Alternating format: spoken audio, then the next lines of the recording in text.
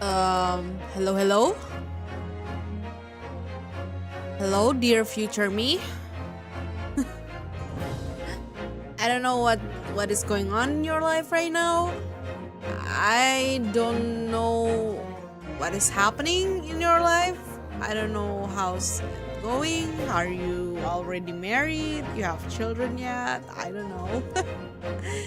Anyway, there's so much thing happening between this oh shoot, look at that. Somehow I tested the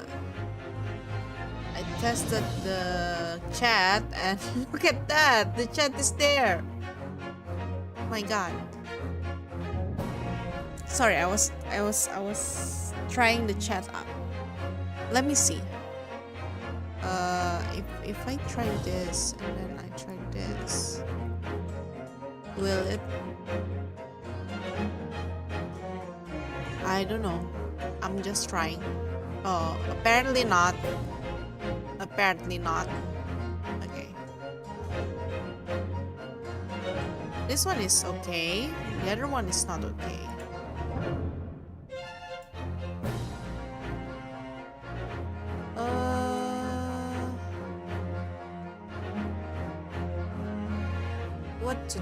What to do?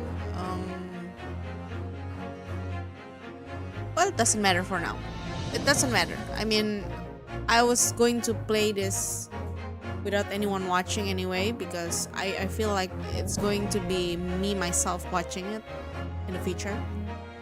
There's so much thing going on in my life. First thing first, I'm going to Japan in less than a month. Yeah, that's why I'm trying to finish this series before I go to Japan because I don't want this game to be in the back of my mind every time. It's like, oh, I need to play this and I need to stream it. No, I'm going to Japan to study, so I don't want this game to be in the back of my mind while I'm studying, you know. That's why I'm gonna finish this series, whatever it takes, okay? Whatever it takes, I'm gonna try to finish this series, this game, before I went to Japan. Before I go to Japan, okay? What else do I have in my life that's going on that's like life-changing, you know, like big things that's going to happen? I don't think that I have anything left. Well, someone just died recently, like this morning. I guess that's that. Anyway, I'm not really close to that person, so it doesn't really matter to me. But of course, I'm sad for the family and all the people who were his acquaintance, you know. Okay, let's play this. I don't remember what's going on. I don't remember at all what's going on in the previous story. I should have watched myself play the previous part before streaming this one, so I know what the story is. But I think I kind of remember the gist of it. Like the creepy guy wasn't the murderer. It was the oops. Used Carmen his last bow. ホームズはパイプを手に窓の外に広がる濃い霧を見下ろしていた。この霧の底には一体いくつの事件が隠れているのだろうね。不思議な新聞広告から始まる奇想天外な事件。魔剣が闇をかける連続殺人事件に夜の墓場でよみがえる死刑囚の事件。そして誰も知らない町外れの小部屋のありふれた殺人事件。どんな事件もその裏側には誰も知らない物語が潜んでいる。僕を事件現場へと駆り立てるのはその物語なのだよ、ワトソン。早く帽子を取りたまえ。行こうじゃないか、相棒。Okay. 僕たちの冒険は終わらない。さあ、ゲームの始まりだ。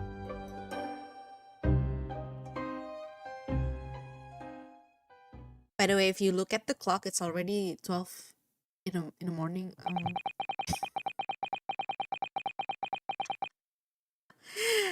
Uh, it's 12 in the morning, so I mean in the morning. I mean 12 at night. So yeah. Waterloo Hotel. Waterloo Hotel. Ooh, very fancy. Even the Watergate Hotel is not. Wait a minute. Waterloo Hotel is a homage to the Watergate Hotel, isn't it?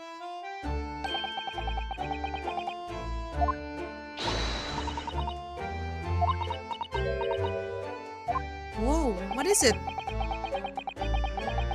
Susato-san hasn't been the same since what happened. Not that I'm surprised. The truth about Kazuma-sama's father. Do you suppose my father knew? That he was actually the mass murderer, the professor, you mean? I knew that's what she was thinking about. There's a good chance, I say. I mean, they did come here to London together 16 years ago, didn't they? Yes, that's true. Come to think of it, didn't you say that Professor Mikotoba knew about Kazuma going missing in Hong Kong as well? That's right, but for some reason he wasn't at liberty to talk to me about it. That probably means he knows then about Kazuma showing up here in London with amnesia, and that he's regained his memory now.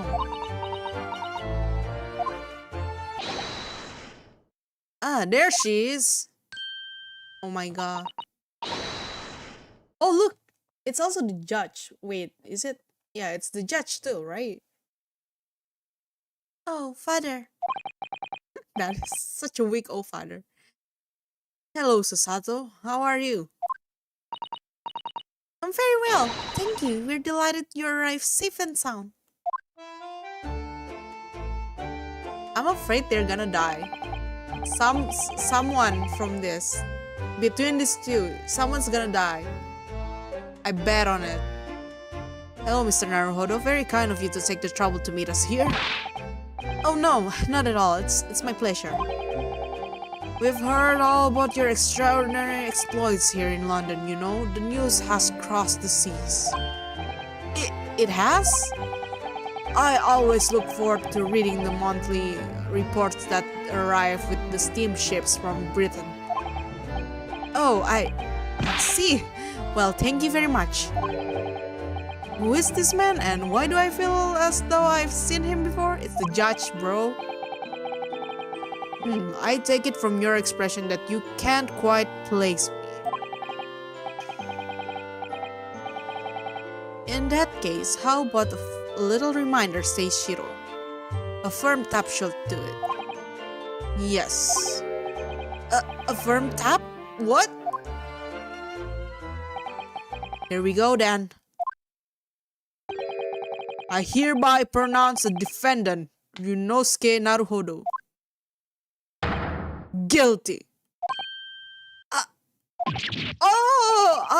You're...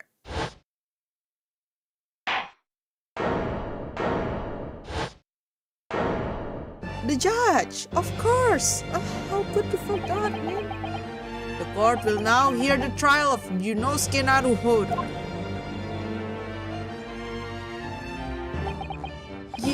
Your Excellency. Hello, Hello, Judge Jigoku. How are you? It's been a long time. Good, you remembered now. That really did the trick. Guilty.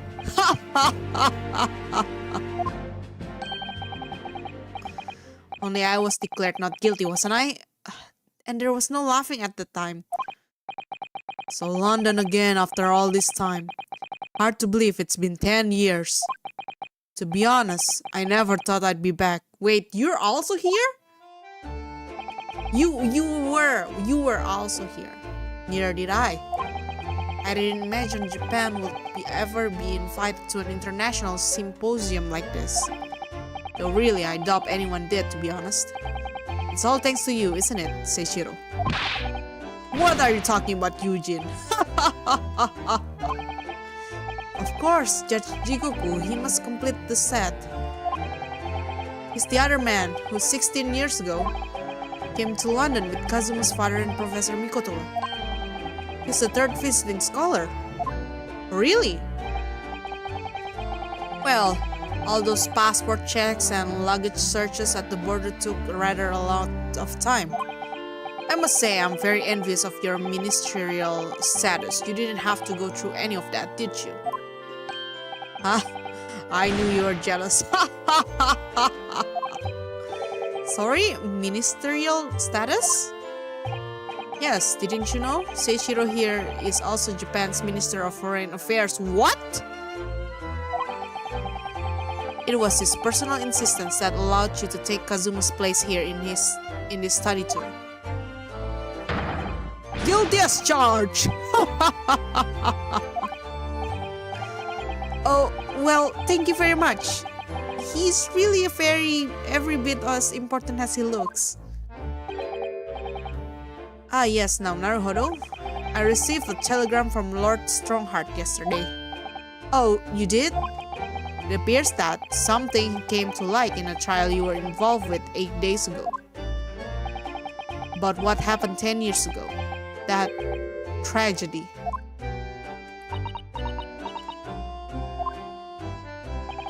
Yes, could you tell us any more about it? Please tell us. Your journey from Japan first. So, how was the voyage here? Well, 50 days at sea is a long time by anyone's standards. But it wasn't as bad as when we first came 16 years ago. No, that's true. Then I truly wondered if we wouldn't be drifting in the vast ocean for the rest of our lives. This time we followed the same route as you, so we were able to relax and enjoy the experience. So you stopped in France's beautiful capital, Paris? We did, yes, though only for one night. And yesterday evening we left the port of Dunkirk. Dunkirk? Or Dover. Just in time for the symposium. In fact, it starts tomorrow. It's wonderful that you were invited to attend such an important international event. I'm very proud of you, Father. It's thanks to Seishiro here. 16 years ago, he managed to integrate himself with Britain's Attorney General. I'm sure that's why he was invited, and I suppose you could say I'm something of an appendage by default. Speak for yourself, Eugene. You are close friends with the professor of forensic science at the major hospital. Yes, well, I'd rather not dredge all that up, really. No, there's been a lot of water under the bridge since then, but it doesn't bring him back. Kazuma's father, I suppose. Okay, what's with Kazuma's father? Why did he suddenly become a mass murderer? The professor, the killer who took the lives of 5 members of the British aristocracy, was actually Kazuma's father, wasn't he? That's correct. Genshin! Nande? Genshin te nande? Genshin Asogi. Genshin. You knew, I presume, father. Yes, he was a close friend at that time. Genshin came to Britain as a police detective. He was studying investigative techniques at Scotland Yard. I've never understood what drove the man to commit such heinous acts. It was a closed trial, so the public never knew the truth, and he was executed with little ado. To this day, very few people know what really happened, even in our homeland. But what about Kazuma? Did he know? Did he know the truth about his father? No, of course not. He was told his father passed from sickness. Oh. However, I suspect he may have his doubts. Oh, why? As you know, I tried to guide Kazuma's growing up as if he were my own son. Then one day he came to my office at the university and said, I've decided. I want to travel to Great Britain and study there.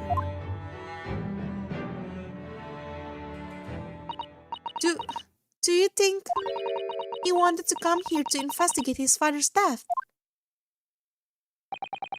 I don't know. But when I looked into his eyes, I did know that there was no way I'd be able to stop him. Oh, okay. See. Something else came to light in that trial the other day, actually. Oh, what?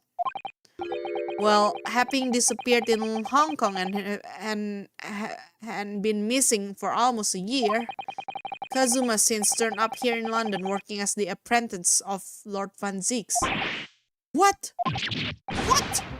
That's news to us! So Lord Strongheart's telegram neglected to mention that part then.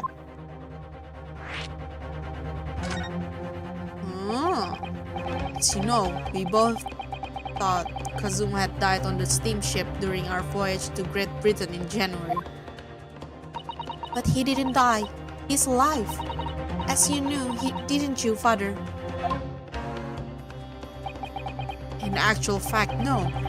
What I did know is that when your ship docked in Hong Kong, he mysteriously vanished. We sent a team of investigators to Hong Kong to try to ascertain what had happened, but to no avail. But he's still alive? And here in London, you say? I never dared to even to dream it. Why on earth did the young man not make contact? The government and the police have been chasing clues fruitlessly for months now. Well, it seems that he was suffering from amnesia. What? Amnesia? When we first came across him again here in London, he didn't know who either of us were. I see. He only regained his memory 8 days ago. So yeah, pretty much amnesiac. This is unbelievable. Yes, it's quite miraculous. I wonder why Lord Strongheart didn't let us know. I must speak with him urgently. I wonder how Kazuma's been these past few days. Would it be wrong for us to go and visit him? Yeah, why not? I mean, unless you guys are enemies, but I don't think you guys are enemies, so why don't you guys just visit each other? It's weird. That began 16 years ago now. It's a distant memory, really. It was Eugene here, Genshin Asugi and myself. We were the original three. The first judicial scholars from Japan to travel overseas to study. Ocean voyages were not what they are today, I can tell you. 16 years ago, things were tougher for their generation. Your father was an exceptionally fine medical student at Yume University at that time, you know, young lady?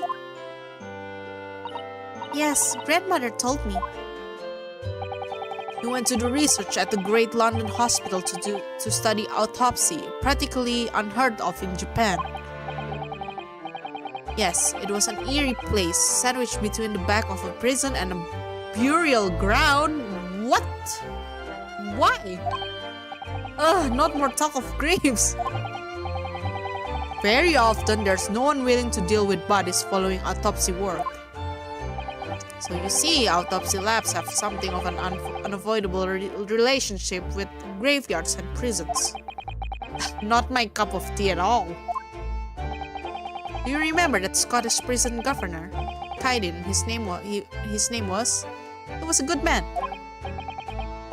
Yes, but then of course, in our 6th year here, everything changed with that dreadful case.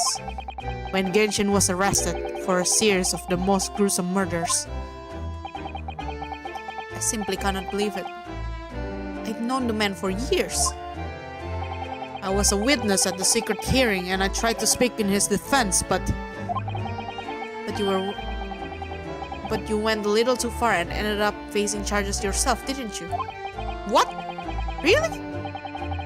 Well, suffice to say that after the trial we were sent back to Japan. There was nothing more we could do to save Genshin. He was a lost cause, sadly.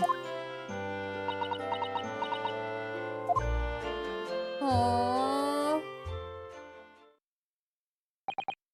Well, if you'll excuse us now.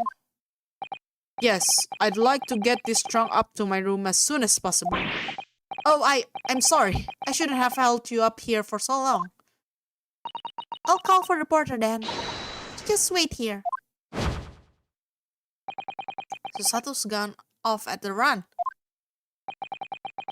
I'd like to stay and talk more, but I do have various preparation to make for tomorrow. Oh yes, of course. It must be a big responsibility representing our entire country. I wish you the best of luck. Naruhodo. Hope you'll keep an eye on Susato for me. Keep looking after her as you obviously have been. This is a red flag, man. If you say something like this, you're gonna die. I think you're the one who's gonna die. Oh no, I mean, if anyone's looking after anyone, it's her looking after me. Well, I do appreciate you being there for her after all. I've been a miserable father to her. I've truly let her down. Sorry? What do you mean? Well, it was 16 years ago that I started my long study tour here in Britain. As you know, the very year Susato was born. Aww. Yes, I heard. The birth of my daughter was the most joyous event of my life, but... well, sadly, it was accompanied by the most tragic event in my life too. Ah, yes, Susato-san hinted at something like that. Her mother died? Because she gave birth? But it was a rather turbulent time at home. Anyway, I won't bore you with the details. The point is, I became rather less dependable than befits a grown man. And it was then that Seishiro offered me the opportunity to study here in Great Britain. I was too worried about you to leave you behind. So perhaps I was a little heavy-handed when it came to persuading you to accompany to London. So that's what happened in a nutshell. And that's also the reason why I now feel compelled to give my daughter as many opportunities as I dare. Though the world does not readily afford young women such things, I must say. I completely understand, Professor. Oh, one other thing, Naruhodo. If I may be so bold, I have a favor to ask of you. Oh, really? Of course! What can I do for you? Well, the thing is, Sorry that took so long. Miss Susato, oh no. What is it? I need to know why you came at this time, Susato. Now then, allow us to take your bags. Allow me to take your bags. One moment, if you please, Porter. Of course, sir. That machine around your neck. It's a camera, I believe. Quite right, sir. Just 5 shillings for a lovely photograph to commemorate the wonderful stay at the hotel, sir. Well, I think given the occasion, we could justify the expense. Ah, yes! Yes, of course! Oh, that's cute.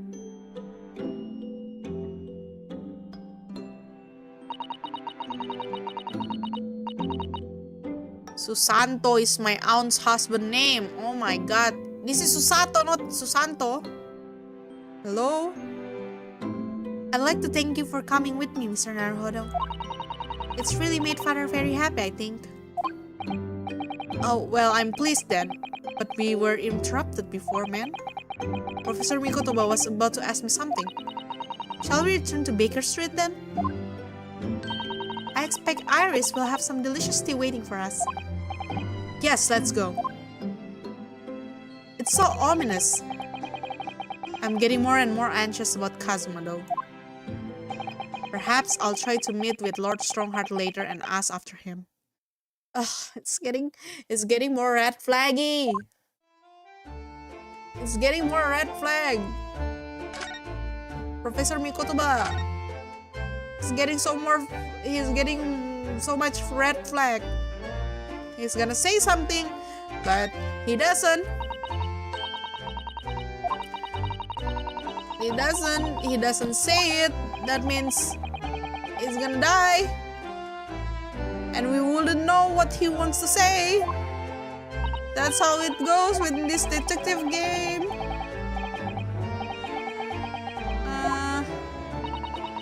The hotel fee was paid through our then. I'm afraid it might bankrupt our homeland.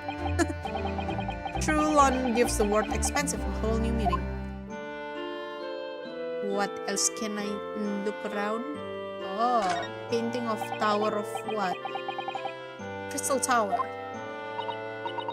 Well, the Great Exhibition is one of Britain's most prestigious achievements in recent years. I wonder how tall it is. It really does represent the pinnacle of scientific achievement in so many ways. There's a 20-meter tall chimney on the bathhouse near my lodgings at Yumei University. The attendant there is always boasting that it's the tallest object in the neighborhood. I'm sure. Did you know that over the channel in Paris, there is a tower that's 300 meters tall? What? How many times taller than the chimney at Yumei Sokin Hot Spring is that? And if it's that tall, how does it draw properly? The smoke will get stuck, surely? I don't think it's that sort of tower, Mr. Naruhodo. You know, it's Eiffel Tower. Yeah, it's Tower of Paris. Eiffel Tower. Have you seen all those sparkling jewels up there? They must have gathered every gem in the world for that. It's called chandelier, I believe. It's designed to provide elegant lighting in a large, spacious room like this. So they had to gather every gem in the world just to illuminate one room? It's probably electric light bulbs that are actually throwing the light.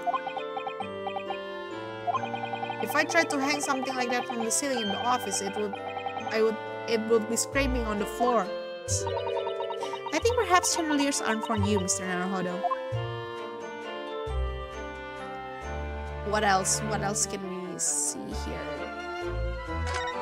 What can we investigate? Bags. Look at those cases just left there on the trolley. Aren't they worried about thieves? I know I am. Can you see the porter over there?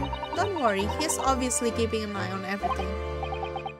Oh, it's a trap! This designed to catch any chancers who might be tempted.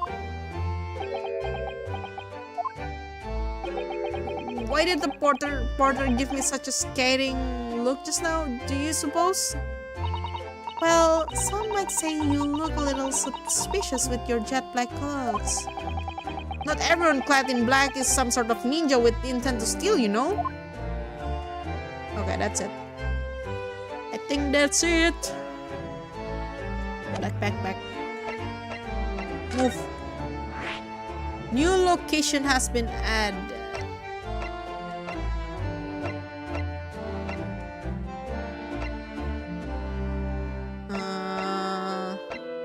Swimsuit.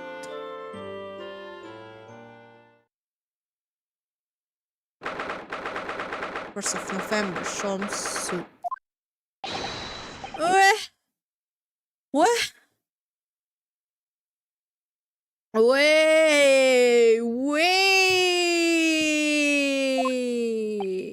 What was that? A man screaming in a most unflattering way. Do you think could it have been Mr. Sholmes? Oh my, I do hope not. I don't do it anymore. Mon ami. Stop this disgraceful display, huh? Who are these people? Look at that hair, it's bright red. I think they must be clients of Mr. Sholmes. Right, you two, you're coming with me now. Down to the clink. No, not in prison. It is dark and damp. I don't like it. Oof. See, darkness, it is my friend. I am not scared. But you are always scared of the dark. Shut your mouth, you idiot. I will sit quietly in the dark and plan our next daring his. I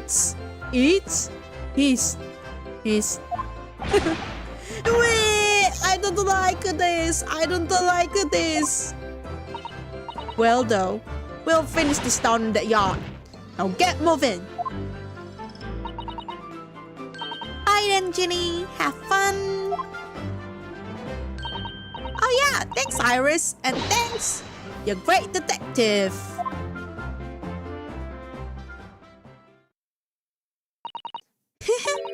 Gina makes a fine detective herself, doesn't she? Oh, Susie and Bruno.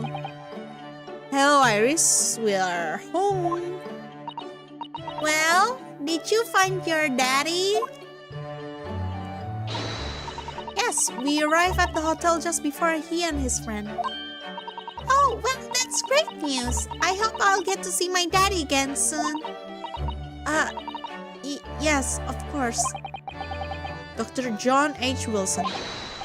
So Iris, all that remains now is that greatest of problems known to man. What? Why is he redhead? But before we concern ourselves with that, I believe some tea is in order, don't you, my dear fellows?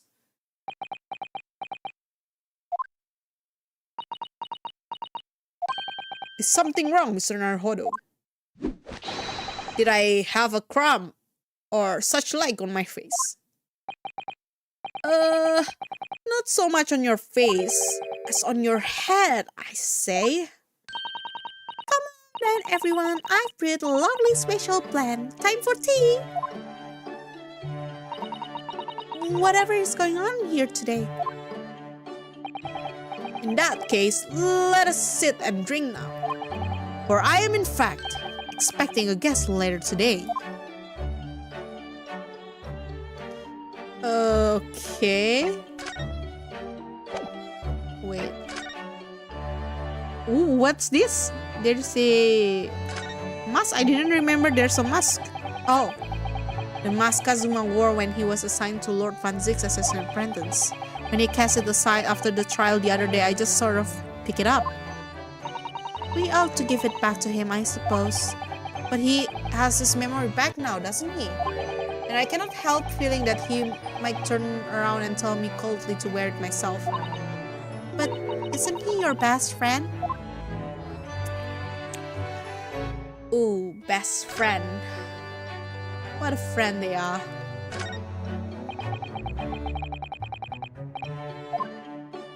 Well, it's only by careful taking care of tea set that you can make good tea. Is that a roundabout way of telling me I need to tidy up my desk? Oh, Mr. Naruhodo, you do ever overthink things at times. This blackboard is where Iris scribbles down her latest idea, isn't it? Let's see. Oh, she seems to have drawn a lot of little stick figures all lined up. Look! Cheap apples at the market is what all of them say. What? The little figures can speak? All your questions will be answered if only you will read this month's Rants magazine. So I'm the only one who cannot make any sense of this? What is going on in this place? If I remember correctly, this large and imposing lump of iron is called the typewriter. To think that every single one of the adventures of Sherlock Holmes blossomed from this very machine. It's such a dreamy thought. I actually had to go on it the other day. The metal bars that move when you hit the keys got all tangled up somehow, and that made Aris angry. Mr. Naruhodo, you're ruining my dreamy thoughts. Please don't do that again. Now I made Susato-san angry as well.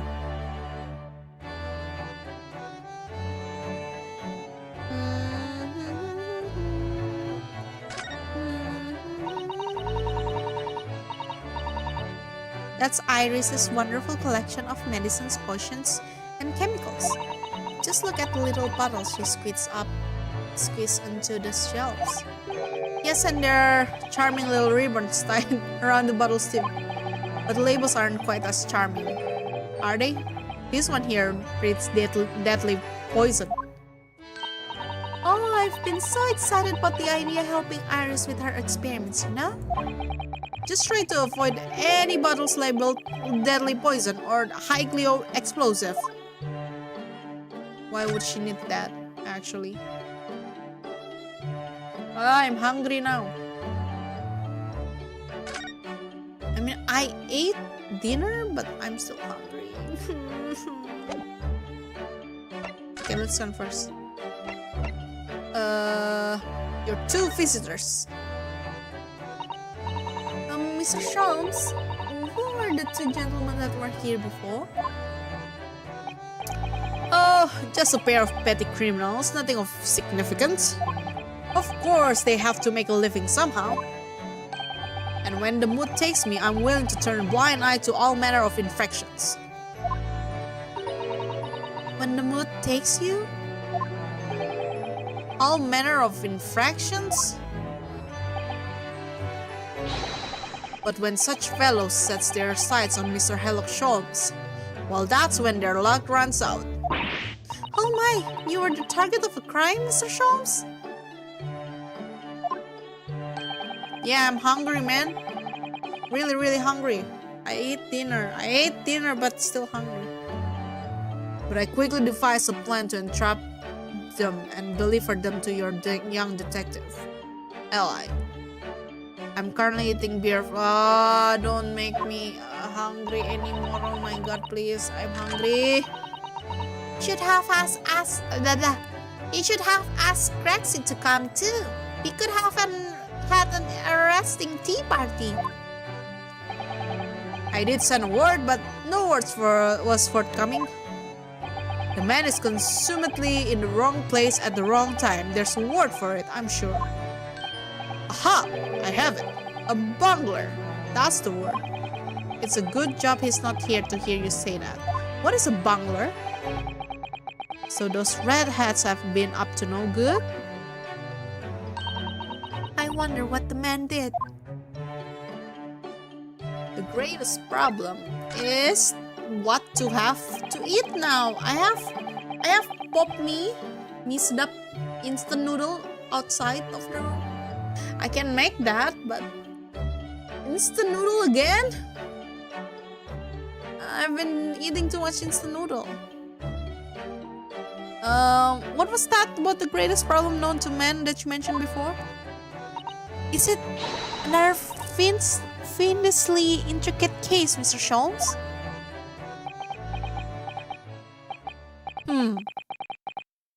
How should I best explain it? Are you aware of the theory of evolution by natural selection, perchance? Let's go out in by McD. Oh my god. Mickey's D. No thank you. I would rather starve myself than eating right now because I don't want to gain weight. You see my cheeks? I've gained weight. I can't. Well, I think I've heard talk of it somewhere. Possibly. It's a revolutionary scientific theory that was newly proposed 40 years ago now. According to its author, Mr. Darwin, we humans were once apes who lived in the treetops. Wait, what? We were apes? Indeed, and from that very moment, those apes descended from the canopy to live as humans. It has been our lot to be at the mercy of the greatest problem known to man. Our lot? What is this great problem, Mr. Sholmes? Why is it not obvious, my dear madam? The problem of rent. I'm actually really full right now. Ate lots of ribs. Damn you. Man, damn you. I want to eat too. Where do you get ribs? Wait. Where did you get ribs? Did you buy it? Where did you buy it? Huh. But did you not receive a rather large sum of money from Madame Tuspel's the other day? Psha! A large sum? One potted herb for Iris and a new motor car for me later, and all of it has quite disappeared, I assure you. This guy buy a motor car instead of rent. Honestly, Harley, you know you squandered it. My mom bought me the ribs and she put it on the oven. In the oven. Okay. You're making me hungry. Stop talking about ribs. Yes, well, anyway, 2 days ago, I discovered the answer to man's greatest problem for the coming month at least. And what was the answer? Why? There's a substantial clue before your very eyes. Don't tell me. Let me see. Humans are sorry creatures, unable to see what is in front of their noses. Let me give you some assistance. Don't look, but observe me very closely. There's one particular feature about my person that has changed. You should notice it in the end, I think. In the end? You mean your hair? It's been stabbing me in both eyes right now from the very beginning of our conversation.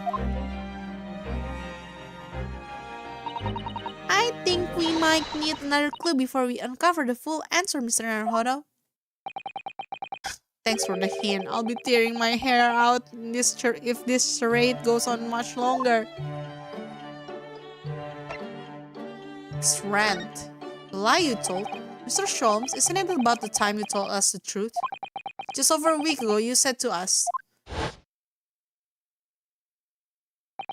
I will now tell you something of the first importance, my dear fellow.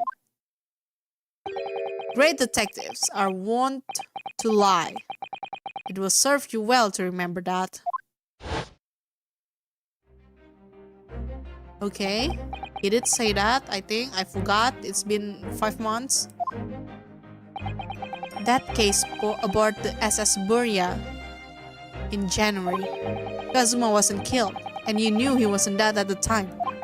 So what was really going on? Oh, that's true! That's true! He knew that he wasn't killed, but why? Why is he hiding that? The fellow was unconscious for a very long time. If he hadn't regained consciousness when he did, his life would have been in mortal peril. Of course, a side effect of the prolonged comatose state was amnesia, as you know now. It was a simple enough task to silence the crew. But how? After they'd carried him out of the cabin, I assembled them in the lobby area. Then I made them swear to leave him unconscious and have him unlaid from the ship in Hong Kong as a murdered corpse. What? Unlaid from the ship in Hong Kong as a murdered corpse? Oh, how horrible! It was necessary to find some material with which to persuade the crewmen to keep their word, of course. But why? Why did she do it in the first place? Yeah, why did she do it in the first place? I will be at liberty to elaborate in due course. But for the time being, I would like to reassure you. I didn't foresee subsequent events. What events? Him regaining his consciousness? His disappearance in Hong Kong? Oh. I believe I may have made a gross error of judgment. Mr. Sholmes.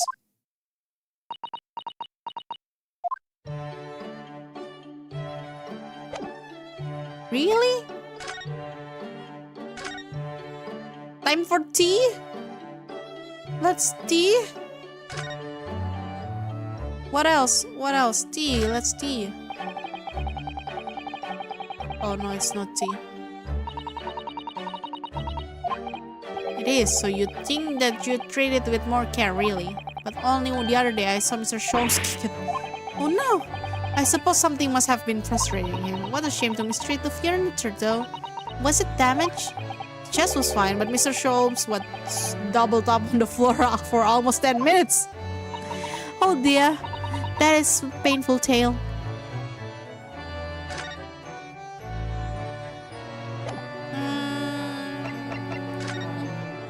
I don't have anything else, so we should go. Move. Man, I'm hungry. Legal consultancy. What to do? It's good news that Professor Mikoto arrived safely, isn't it? Yes, it's wonderful, and the fact that Father has been invited to this important international event really makes me very proud to be his daughter. Your father, Judge Jigoku, us, and Kazuma, of course. There's an ever-increasing number of Japanese here in Britain's capital, isn't there? Well, yes, I suppose so. But London does have a population of 6 million people, so I think we're still a minority. Susato-san's father, who came here as a visiting student 16 years ago, and Kazuma? It's almost as if some great power has been at work, drawing them here across the ocean to London. And I feel as though the waters are starting to swell again now. Nothing else?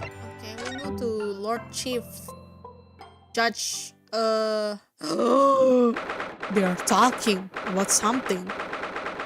Supreme Court, Lord Chief Justice Office. Okay. This is. Here's the final draft. Wait, Fun 6? How do I voice Fun 6? Wait.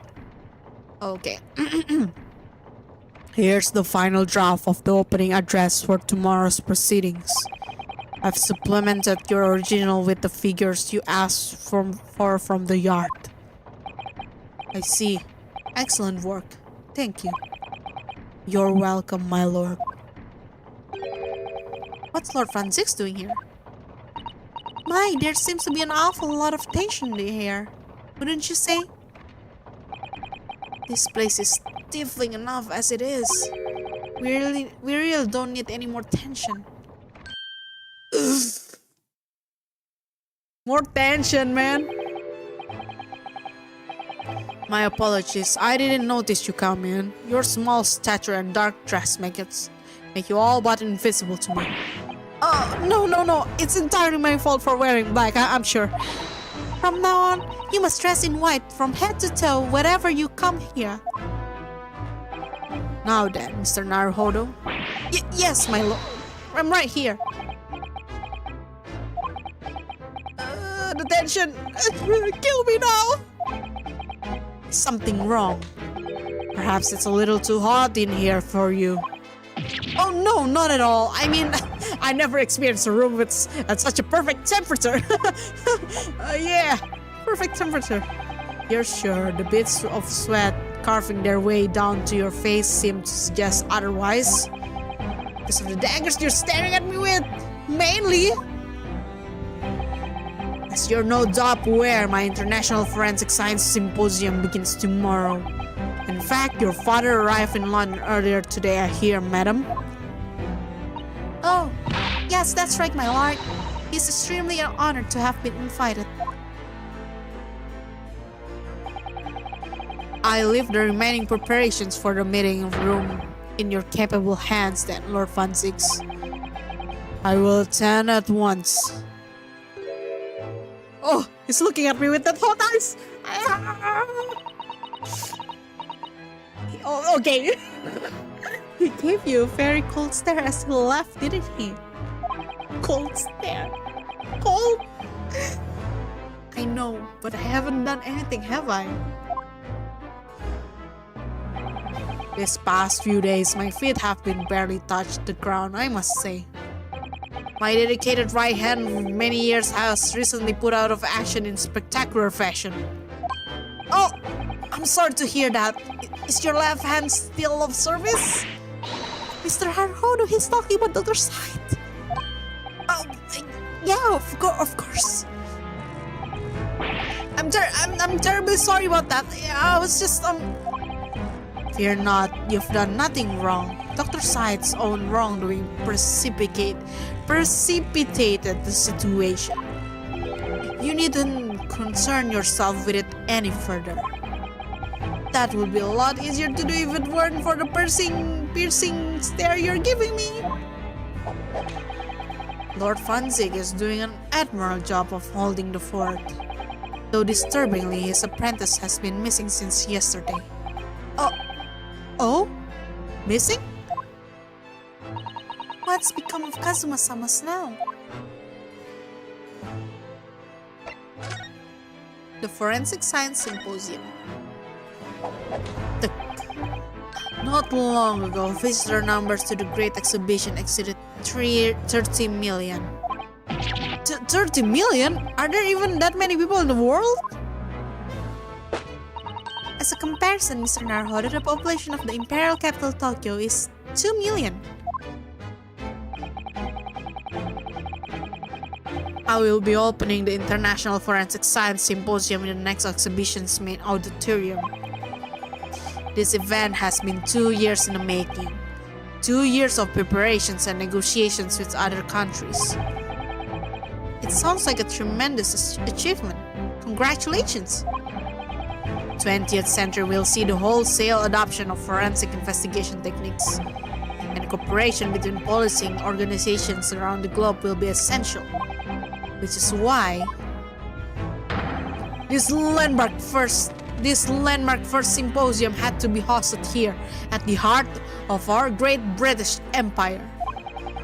In order that Scotland Yard can become the leading investigative organization in the new world. It's the same as ever, I see. That passion of his is quite something. You're every bit of passionate in your own way, I'm sure, Mr. Naruhodo. I'm the only person in this country who truly cares about the future that embraces forensic science. It was my intention to become Her Majesty's Attorney General and reform the yard from the ground up. So the disgrace of the forensic investigation team has been a bitter blow to my ambition. Oops! I first established the forensic investigation team a year ago, experimentally to start with. With Dr. Sight at the helm, it was steadily occurring an impressive record of achievement. I was on the verge of changing its name and elevating its status to a full-blown forensic investigation department. Can you not do that now? Obviously, nobody wants to hear anything about it at the moment. Even I cannot keep this story out of the papers. 6 million Londoners will be cursing forensic science now. This incident will set back our country's advancement in the field of by good 10 years, I'd say. Unintended repercussions of our trial. Oh my god, I cannot read. We simply couldn't have overlooked what had happened, though. Of course not. We should all be grateful to you both. Anyway, I'll still reform this country policy when I become Attorney General. This might delay my plans, but it won't alter them. Nothing will stand in my way. Okay. His gaze is so cold. About Lord Fanzik's apprentice. Ah yes, that came as a surprise to me, I must say, that you and he are old friends. How did he become an apprentice to Lord Fanzix in the first place? It came about 3 months ago. An unidentified Asian man was apprehended by border police. They found him hiding aboard a large goods vessels. Oh my! So he stole away to get here. He had no papers to identify him, no passport, and he was suffering from amnesia too. Other than the fact that he was clearly of Eastern descent, there were no clues as to who he was. So I decided to assign him to Lord Fanzix. That way I could keep an eye on him. But then, why the mask? I didn't want to burden Lord Fanzix with tiresome explanation about why he had an Eastern apprentice. Because it would be so much easier to explain why he was wearing a mask. He's proving to be a great help to Lord Fanzix. I have high hopes for his future. By the way, do you know where he's gone? No idea, but I believe he's left London for the time being. Oh. I take it you also didn't know that the man's father was one of our country's most infamous criminals, I mean. Genshin Asogi?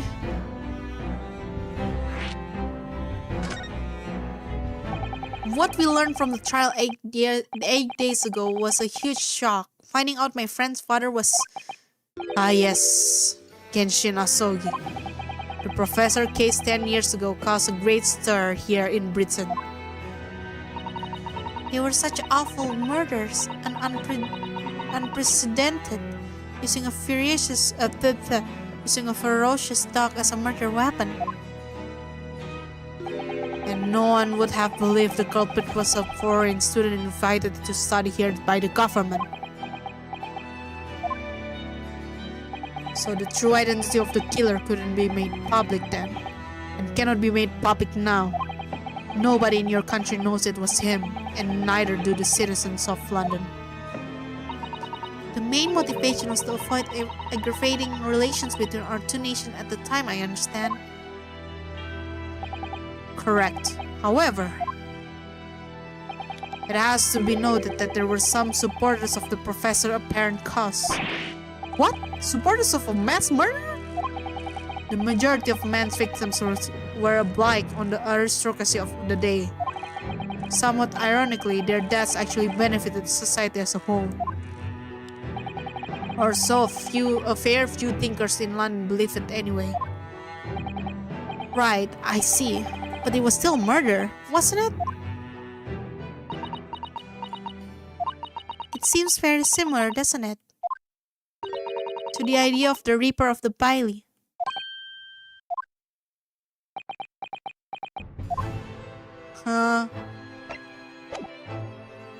Kinda, yeah. Nothing here, nothing there. I'm hungry. I'm sorry. I'm saying I'm hungry all the time because I am hungry. What can I do? What to do?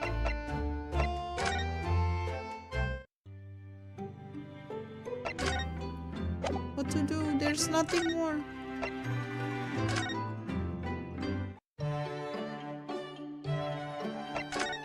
Hello, hello, hello. There's nothing more. I only have this. Present this. I guess. No?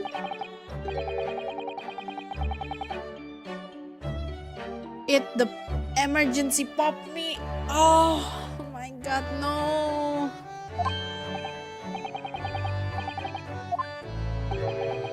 No, I don't want to eat that emergency pop me.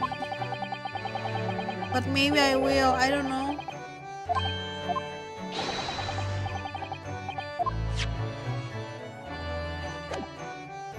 Maybe I will. I don't know.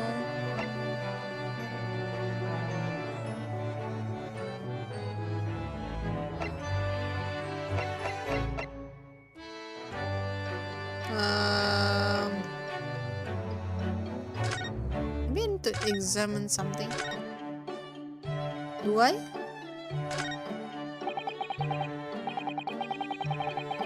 What is it?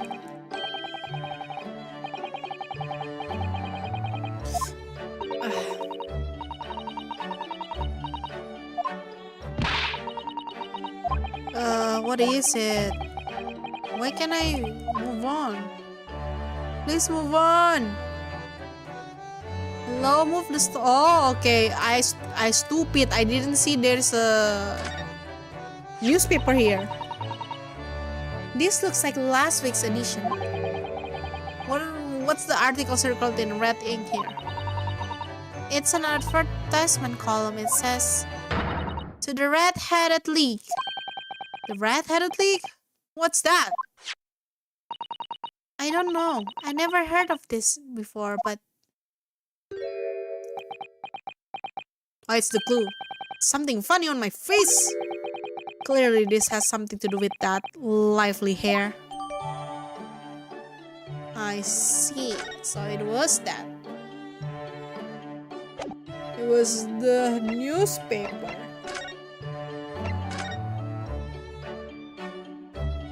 Get £4 per week if you are redhead.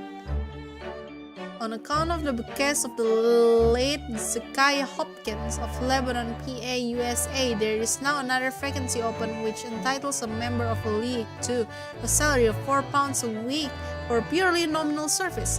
All red-headed men who are sound in body and mind, men above the age of 21 years are eligible. Apply in person on the morning of the 21 first.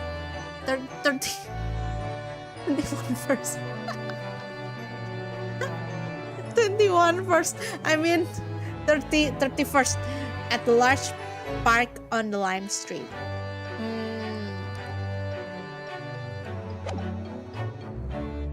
Okay, present it. It looks as though someone circled an advertisement in the paper, Mr. Sholmes. To the Red-Headed League? Does that strike you in some way? I was thinking that just maybe it might be related to your bright red hair.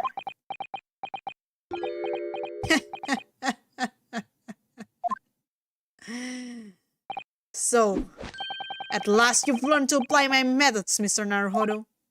Sorry? In the first instance, and a quite indispensable observation. Believe me, I could have seen that hair with my eyes shut. So then, allow me to regale you with the details of my latest exploits. Regale or boast? What is this Red-Headed League? So what is this Red-Headed League, which seems to be the subject of the advertisement you've circled? You notice it in the paper then. That my dear fellow was going to be the source of this month's rent payment. It was? Oh. According to the advertisement, the Red-Headed League is a distinguished institution of fellows of unspecified governance. In fact, the only condition for becoming a member is having red hair. That doesn't entirely surprise me. But listen to what the lucky redheads receive once they join. An unconditional salary of £4 a week. Oh my, £4 a week? But why? Why are they paying people for? That, I don't know. No details are given in the advertisement. But surely every red-headed person in the country will be flocking to join in the case. You're right, Susie. There's no time to lose. I'll put in my application at once. I mean, yes, she kinda is red-haired. So will I. Just on the off chance you're black. Your hair is black. That might be stretching a point, I think. The trouble is, they have a fixed number of members. You see? Oh, I see. So once a certain number of people have joined, no one else can. But as luck would have it, one member recently passed away. It wasn't particularly lucky for the redhead in question, I feel, Mr. Holmes. So you decided to try and join in his place? Correct. I mean, look at me. Have you ever seen such a red-headed fellow? No. So why? Why did it have to go so wrong? What on earth happened? A blunder, Mr. Naruhodo. I thought it pains me to admit it. Blunder? What did you actually do to your hair, Mr. Sholmes? I'm glad you asked, Miss Sato. What you see atop my head is neither dyed nor a hairpiece. I changed the color of my hair overnight by the wonders of chemistry. Chemistry? I was conducting some research into the method of rejuvenating spent root tea leaf. And in the course of my work, I stumbled upon a potion that, when taken, turns one hair aflame like red. Would you like to try it? It would make every hair on your body perfectly crimson. Oh my god! I think I'll pass. But Mr. Sholmes, is it quite safe to drink? Surely it's bad for you, isn't it? Amateurs are always hampered by such fears. Oh, I should have never doubted you, Mr. Sholmes. You meant to say? But of course! To earn £4 a week, one must be prepared to turn a blind eye to a little danger. That degree of red signals more than just a little danger, surely. So anyway, Hurley left full of confidence yesterday with his new red hair. For the park on Lime Street where the Red-Headed League were interviewing prospective new members. So what went wrong? The whole park was choked with red-headed folk like Custer's orange barrel. I queued for 8 hours solid before at last I reached the front. But when the panel of interviewers saw me, they immediately said, "Ah, Mr. Sherlock Holmes, are you in disguise to conduct an investigation?" They know him. So naturally, I had no choice but to reply, "Shh, don't give me away." After which I could do little else but turn and leave. Then this morning when I looked in the mirror, irritation stirred within me. So I turned that pair to the police. Oh dear, what a disaster for Hurley and those two redheads. Huh? So what happened? What's with the redheads? Aha! Here's my guest now, my latest client, with money to spend. Ooh, I do hope it's an exciting case, Hurley. Remember, Iris, we're at present grip with the greatest problem known to man. I must be willing to accept any case, no matter how unstimulating, save locating or runaway, of course.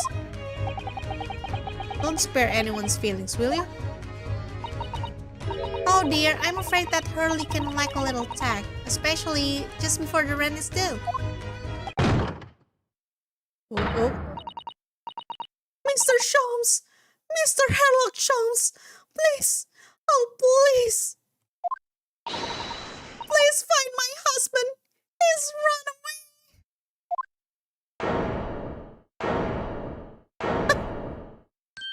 It's a runaway case! To upset me? I beg your pardon? Never mind, a personal matter. My apologies. What exactly are you trying to say, Mr. Naruhodo? I didn't say a word. Come, my dear madam, be seated. I raise some tea if you please. Of course.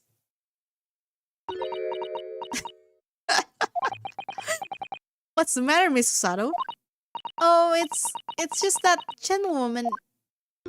I feel sure I've seen her before, somewhere before. Very recently. She's the jury. It's now you come to mention it. Wasn't she the jury? As I explained earlier, my name is Evie Visual. I implore you to take the case, sir. Money is no object. Simply name your figure. Money and wealth are of little consequence to me, madam. Being offered the case to solve is reward enough. Oh, Mr. Sholmes, you're the picture of benevolence. I will of course make a mental note of your offer, however, for contingent reasons. I trust you will remember your words also. If I might inquire, sir. Oops. This gentleman and lady would be... Oh, me? What I am about to tell you, I should like to communicate in the strictest confidence, you understand? These are my friends. I assure you, you may say before despair anything which you may say to me. Ah, I see. I can vouch for the gentleman personally. After all, he's hard of hearing. Why did I ever get my hopes up?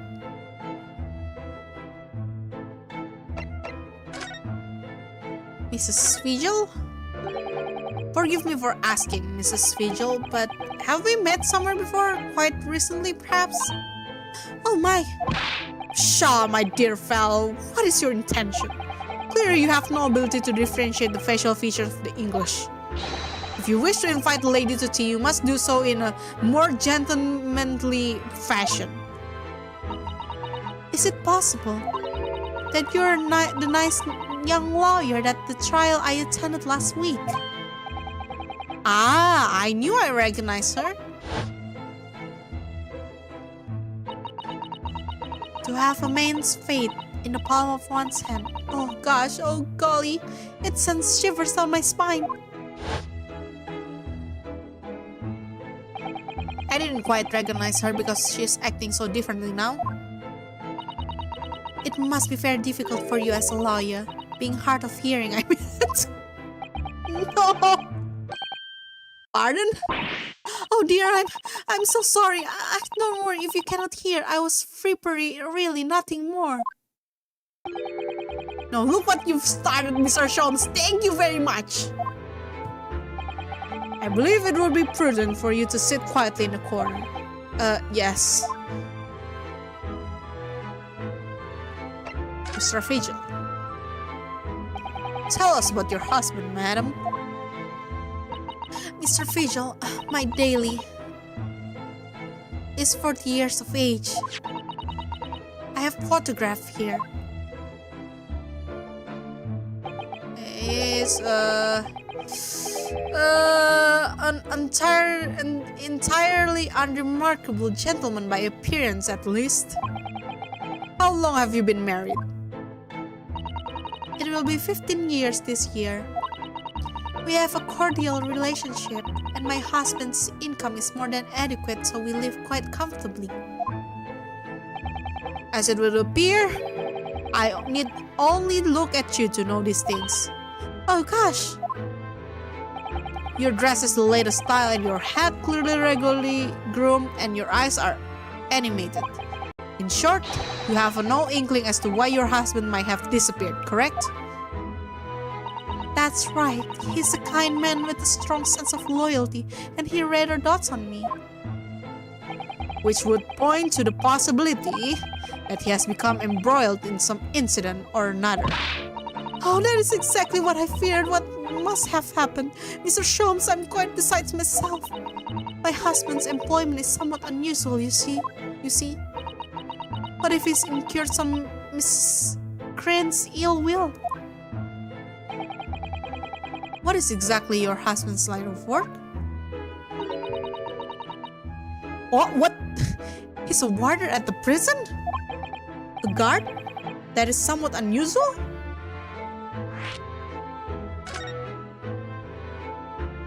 So your husband is a prison warder? That's right, yes. Well, in actual fact, he's the chief warder. Indeed? I see.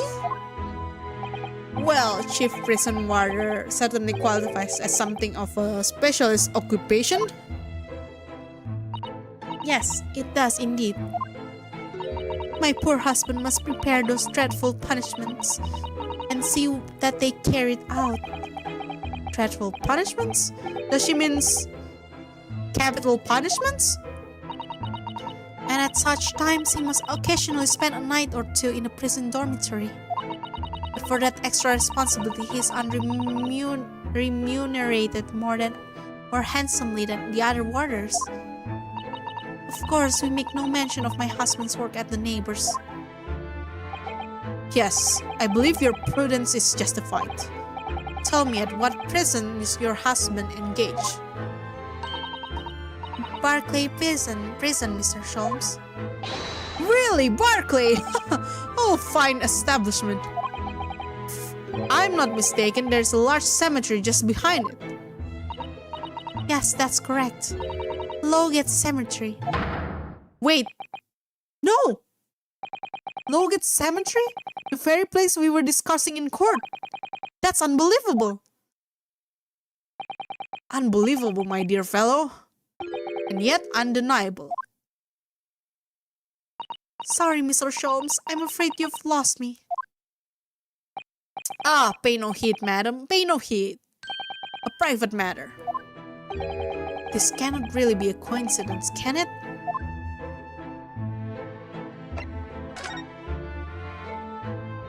So, to the matter of your husband's disappearance, when did you realize he was missing? Please try not to laugh. It was yesterday. I'm sorry, yesterday? That really is reason. Laughably so. The truth is, my husband does at times have occasions to spend the night away for his work. It is not at all out of the ordinary for him not to return home at night, but this is different. For him not to make any contact for a whole day, that has certainly never happened before. Oh, my dear Daly, whatever can have happened? My dear Mrs. Vigil, please calm yourself. Now then, have you contacted the police? Why, naturally. But sadly, they refuse to listen to my pleas as my husband has only been missing for 1 day. I was asked to wait patiently at home. In truth, Mrs. Vigil, I concur with the police. However, let us not be hasty. I see no reason why we should not engage in my deductive power to track your husband down anyway. Oh, thank you, Mr. Sholmes. And furthermore, let me assure you, the chance to solve the greatest problem known to man for another month has no bearing on my decision. I seek only to put a sweet smile on another Londoner's face. That's really all there's to it. You have my eternal gratitude. I shall pay you some you care to mention. You seek only to put this suit's rent in your landlady's purse. That's all there is to it. That's funny, actually. Thank you for everything you have shared with us, Mrs. Vigil. I believe I have all the information I need to begin my investigation. Oh, please report to me soon with good news, sir. Fear not, madam. In a day or two, I shall be contacting you with a heartening report, I'm quite sure. So soon? Oh, how splendid, Mr. Sholmes. Good news should be delivered early, as I always say. If you would be kind as to leave the photograph of your husband in my possession.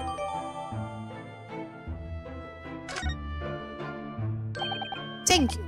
Now allow me to show you to the door. I can't thank you enough, Mr. Sholmes. You've been simply marvelous. Well, you know, I think it every time, Harley. But how do you came out with such nonsense? Good news in a day or two? Are you sure? I cannot be sure, of course, but then I didn't swear on it. I merely gave the good woman some hope. I hope to be able to give her good news, one might say. After all, the rent must be paid by the end of the day tomorrow. If by that time I've successfully located Mr. Vigil, we shall be mutually relieved. Wouldn't you agree, Mr. Arhodo? Don't look at me with the splitting eyes. Well, my dear fellow, did you hear the details of the case? Yes, my hearing is surprisingly good, actually. Excellent. And what did you make of it? Well, I was surprised to learn where her husband worked. At Barclay Prison, I mean. Ah, so you noted that. Of course, especially with the mention of Lowgate Cemetery. Lowgate Cemetery is at the rear of Barclay Prison, so it was renowned among us students in the university for being haunted by the ghosts of condemned convicts. Barclay Prison is where that notorious man was incarcerated. The professor.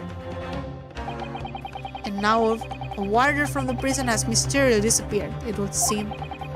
It's all very peculiar. Indeed, but nothing you cannot handle, I'm quite certain, Mr. Naruto.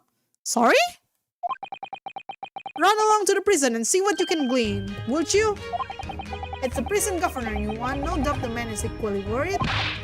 But aren't you going to go yourself? Surely you needn't ask. I cannot possibly be seen out with this hair.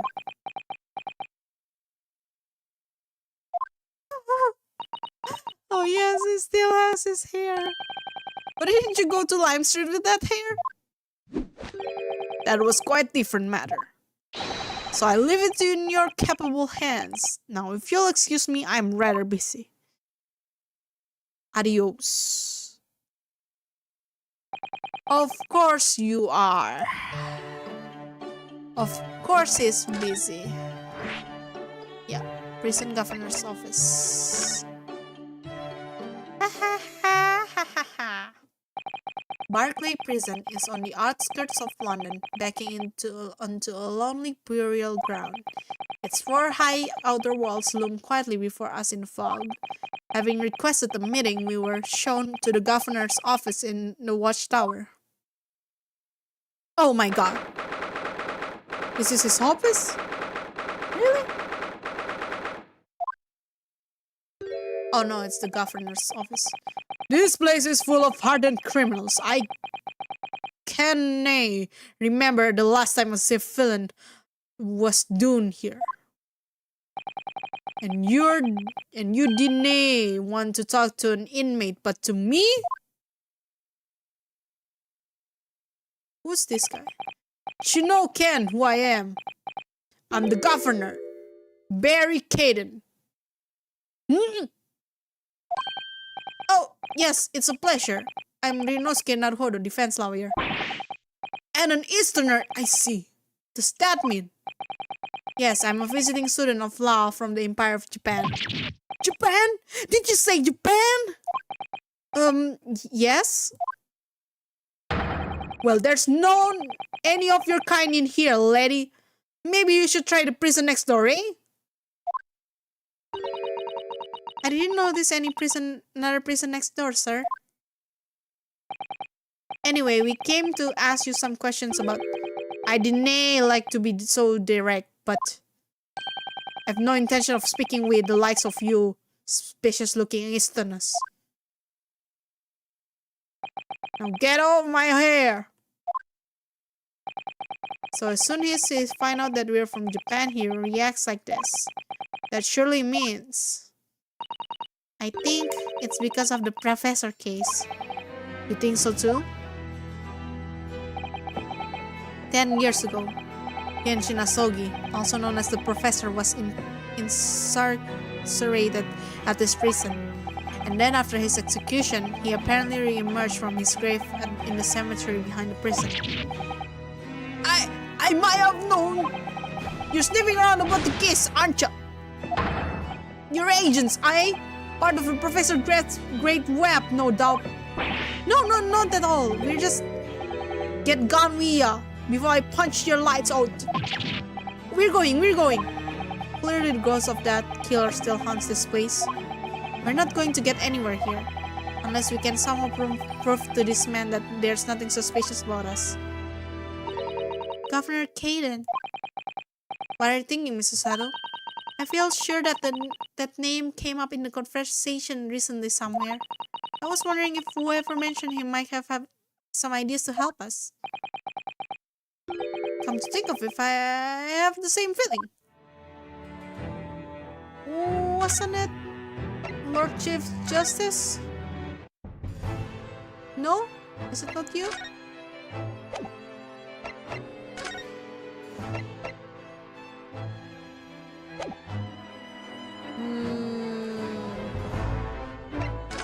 Let us move to... No, not here. There's no one here, probably. See? Is it here?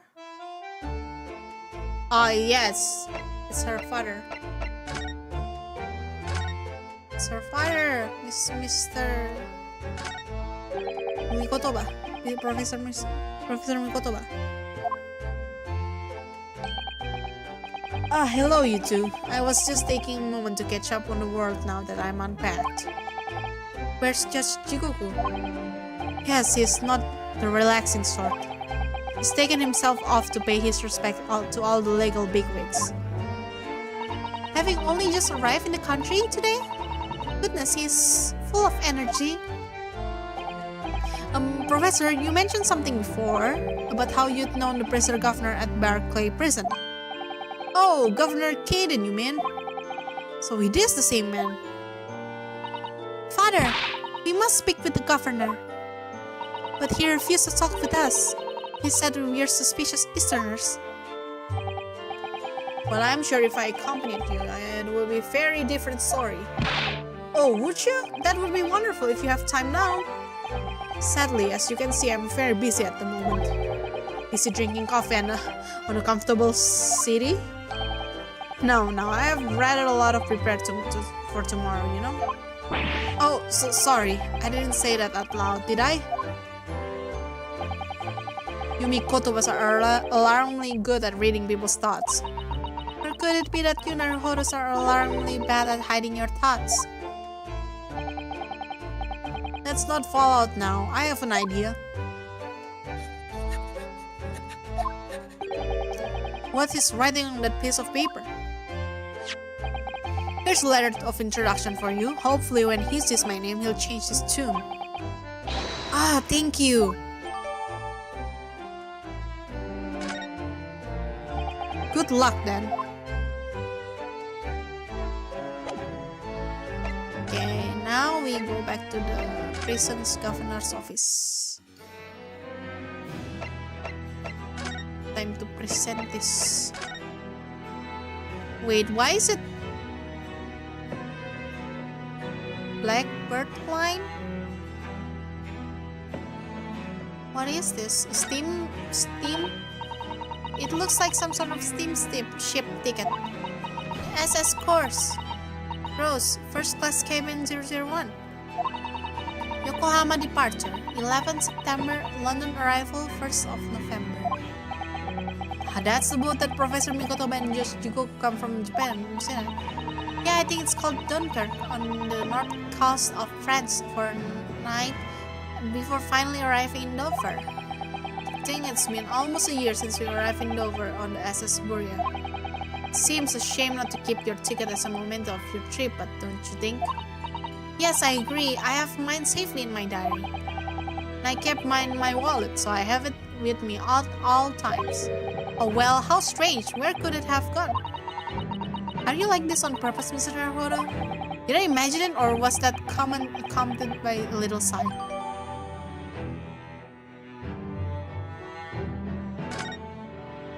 Why is this... Why is it important? If you just cast your eyes over this, Governor Caden. What's this then? You can't pull the wool over my eyes? You good for nothing Japanese student? Me, kotoba? That young jock from the forensic laboratory? That Mikotoba? Yes, exactly, him. Oh dear, perhaps I should have said something sooner. I'm Eugene Mikotoba's daughter, Susato. Jinx! You're the young man's daughter? And you didn't mention that before. I do apologize. Well, you best take a seat, Dad. Can I offer you a cup of tea, perhaps? And didn't I forget to try one of these wee handcuffs biscuits? That's cute. Handcuff biscuits. Your father's influence is nothing short of amazing. I'm literally regretting not announcing who I was from the outset now. So then, what can I do for you, Hen? Well, we are currently investigating a case. It's one of your warders, you see. He's gone missing. Missing? That's right. It surely have been reported to you as well, being the prison governor.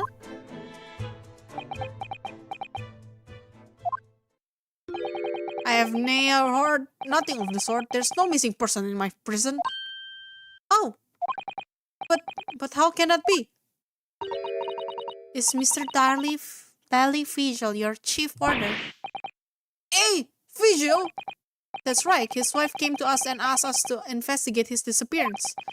Let's skip the part about him only going missing to yesterday for now. Clearly that meant something to him. Would you be so kind to tell us what you know, sir? I of course.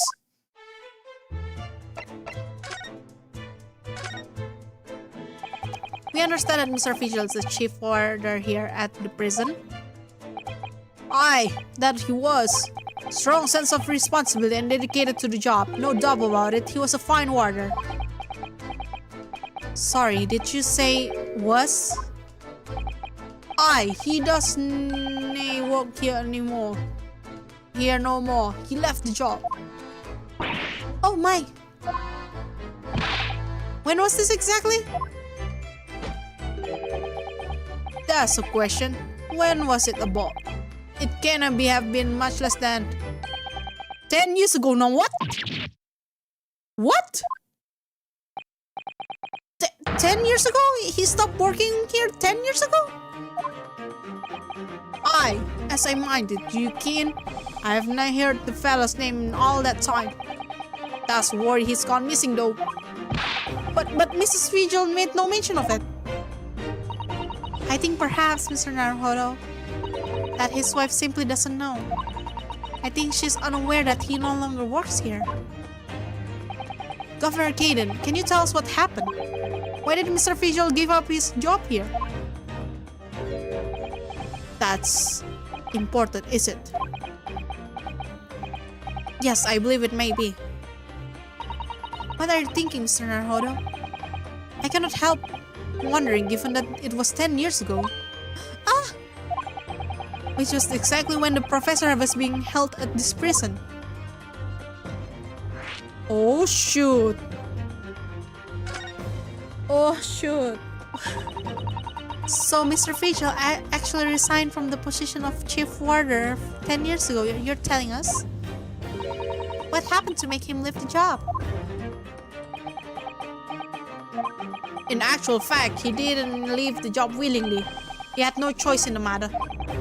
You mean he was dismissed? It was after a particular walk. Sorry, a walk? Aye. I will walk here for a walk to the gallows. An execution? It's a job for the chief warder to prepare the gallows tree and oversee any executions, you see. Only Vigil did something unthinkable on that last walk he was manning. What did he do? I'm sorry, but I cannot reveal that information. But I can tell you that it's very rare for a chief warder to relieve of his post. But why wouldn't Mrs. Vigil know about it? She appears to be under the impression that her husband still works here. I wouldn't know anything about that, I'm afraid. Can you perhaps answer one more question about the circumstances of his dismissal? And what would that be, Anne? That last execution that Mr. Vigil was responsible for overseeing. Was it by any chance the professor's? My thoughts exactly. It is, isn't it? I'm sorry, I really am. But I'm not liberty to answer to... it is then. It is. I see. If he doesn't answer it, that means it is. My father came to Britain all those years ago in order to study forensics medicines. But you seem to have been well acquainted. That room, the prison, and the cemetery have a lot to do with one another. After all, they need fresh corpses for forensic research, do you kin? Yes, I can imagine. The advancement of medical science isn't always particularly palatable. Your father worked in the laboratory just on the far side of the graveyard, in the basement of St. Sinners. It's still in use today. St. Sinners, that's come up before, I'm sure. Yes, that's right. We've been there. Kotoba and I have used the ride in a carriage together and negotiated terms. For more fresh material, I suppose? Aye, and we used to sit in here for hours and gap on both dissection and all sorts. Ouch, it takes me back. Over a pot of hot tea and a plate of cuff biscuits, of course. How charming.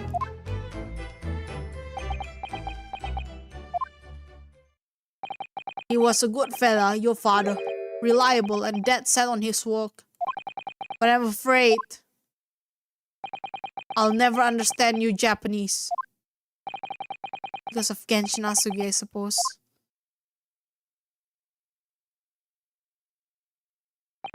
Well,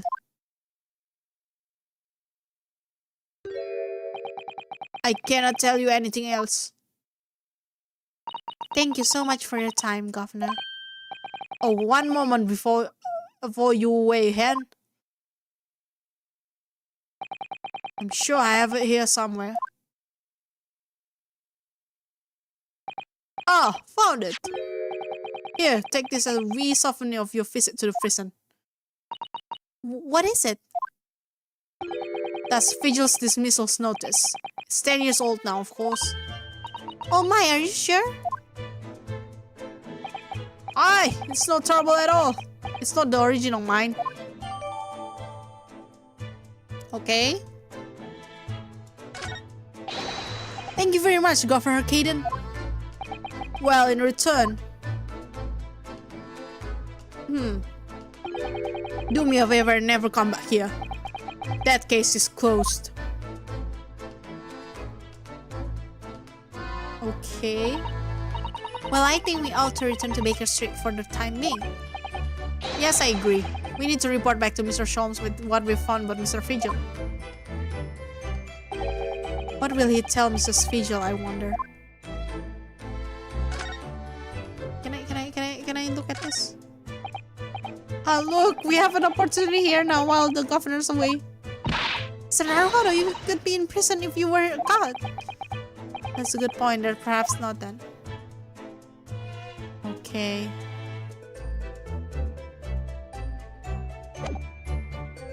That's lazy. That's just lazy.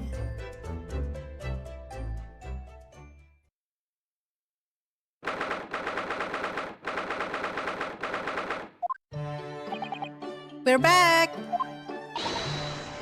Hello, you two. Oh. Hello, you two. I thought you'd be back before long, so I baked some scones for us all. So that's what the delicious smell is. What the? Greetings, my dear fellows. You've returned a good deal sooner than I was anticipating.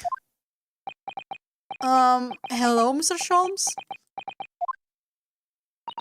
Hello, Mr. Sholmes? Say nothing. Your thoughts are written all over your face in any case. It turns out that it may have been advisable to test my hair color restoration tonic before application. Oh my. Pray tell me, what of our warrior friend? Have you garnered some new information?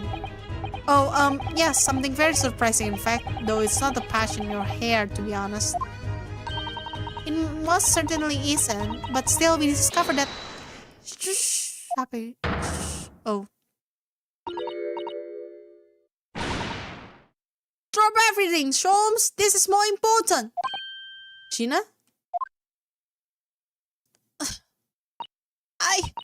I can't! Adam and Evie!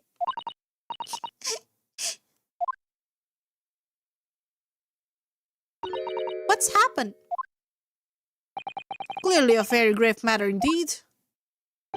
For Miss Lestrade made no mention of my hair whatsoever. It's the boss! What do you mean, Inspector Gregson? The boss is dead? Huh? What? They just found his body shot with a pistol. What? But Inspector Gregson?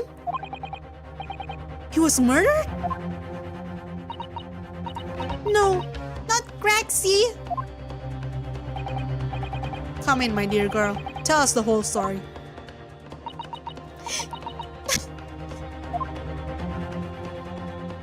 No, Gregson. Not Gregson. Are you serious, Gina? Inspector Gregson was really shot? I don't know much about what happened myself yet. They're still there, investigating the scene. Where did this take place? A little rented room in a building full of flats on Fresno Street. The outskirts of town, nowhere near his home. He was perhaps investigating a case then. The thing is, no one at the yard knows nothing about no case around here. Oh, how strange. The boss he was so good to me. I know I ain't up to much yet, but one day I was gonna show him I'd become a proper detective. Oh, Jeannie.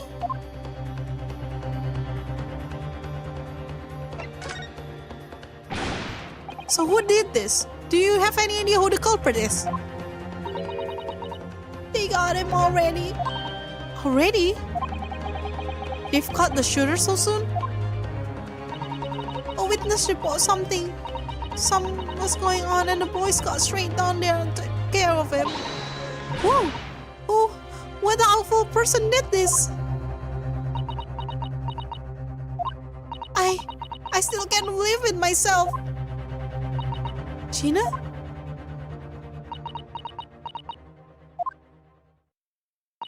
It was the Reaper? What? Oh my god, this is so strange. Oh my god, how? No, wait a minute. You don't mean they've arrested Lord Van Zix for it? That's right. The Reaper. That Reaper blood Scott and Chell the boss. No! Lord Van Zix? No way. Oh my god, why is this case like this? Are you quite sure, Mr. Lestrade? It's Barak Van Zix the police have arrested? I saw him with my own eyes in the interview room at the yacht. I don't believe it. But there were witnesses and they're all saying it was him. So you mean there were actual multiple witnesses? They heard the gunshot apparently. And when our lot get to the scene, there was only the boss and that Reaper blocking the room. But there's no way Lord Van Zix would have taken Gregson's life. I just don't believe it. I don't believe it either.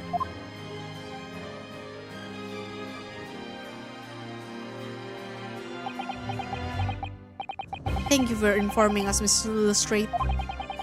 This really is most terrible news. I'm dreadfully sorry. What are you saying sorry for? You didn't do nothing.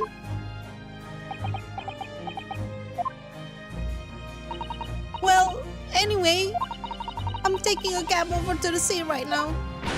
Please come and all. As soon as you can, you gotta help. Poor Gina. Oh. The detective's lot to appear whatever some sinister plot has unfolded. Little wonder we all look haggard. Sometimes these things are almost too much for the nerves. Mr. Sholmes? What's use there in being great detective if I fail to see something like this coming, huh? How could I let this happen to Gregson? To Gregson! Mr. Naruhodo, I shall leave at once to begin my investigations. Of course, yes, we will too. It would be helpful if you could talk to Mr. Reaper and see what you can glean. I'm sure you are intending to do so anyway. Until later then. Inspector Gregson's dead? And Lord Van Zix arrested?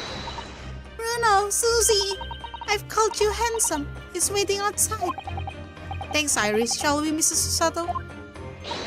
Yes. Let's go. To the prison.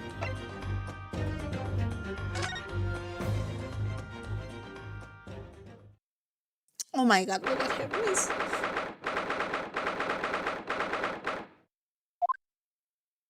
Whatever you do, he's still like that. Yeah. So it's true. He really was arrested. He's sitting down with his back on the wall reading something. I don't think he's noticed us. Lord Van Zix?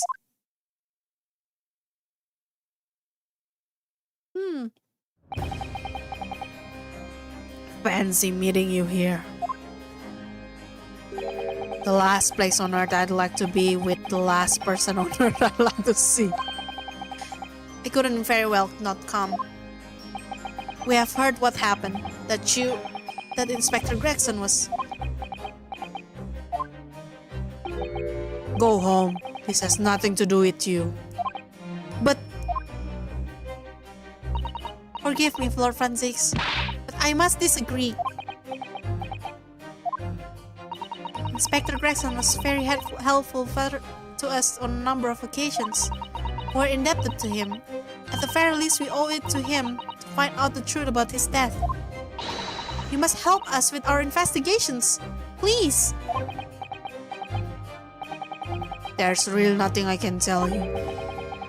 What were you just reading at the back of the cell there? Was it something related to the case? This? The art isn't quite so cavalier with its information as to share case details with the suspect.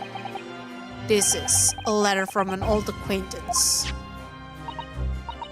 Oh, who might that be? Someone you know, as it seems. Albert Harebrine. Of course, yes. I keep forgetting they went to the same university. I would like to read my correspondence in peace, so let's get this over with, shall we? What is it you want to know? Strange. I mean, let's face it, Lord Francis never minces his words, but they seem to have less bite than usual somehow. True. Let's bite. What happened? What happened, bro? Can you at least tell us your side of the story, Lord Francis? What happened? How much do you already know? We know that the inspector was shot dead in a small rented room on Fresno Street. And that you were found there by the police when they arrived on the scene and immediately arrested. We were told that there was nobody else in the room and that some witness heard the gunshot. And you are well informed. And there's really nothing I can add. The truth is, I don't know what happened in myself. What? But the gunshot! Obviously you didn't fire the gun, did you? I'm not in the habit of shooting the people I work alongside. I also heard the noise, however. Before I had the chance to investigate, I was apprehended by the arriving officers. So he doesn't actually know what happened then. I might ask, what were you doing in the place to begin with? I don't need to answer that. Oh.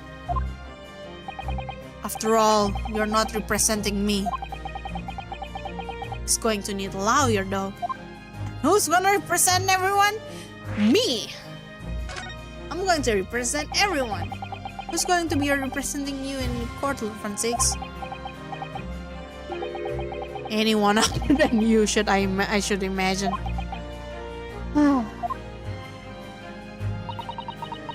Would I be right in assuming that you have no representation as yet? Defense lawyers shy away from any trial involving the Reaper, as I'm sure you know. But this is different. In my career, all the defendants I've prosecuted, only 19 have ever been acquitted.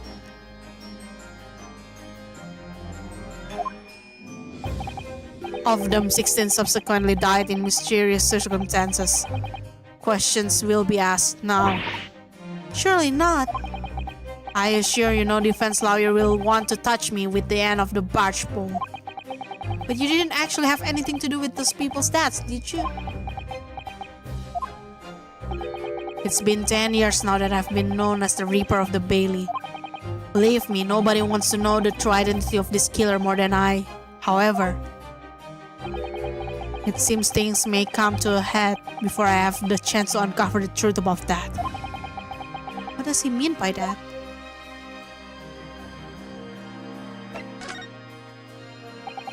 After the trial, Professor Harebrine was supposed to go straight back to Germany, I thought.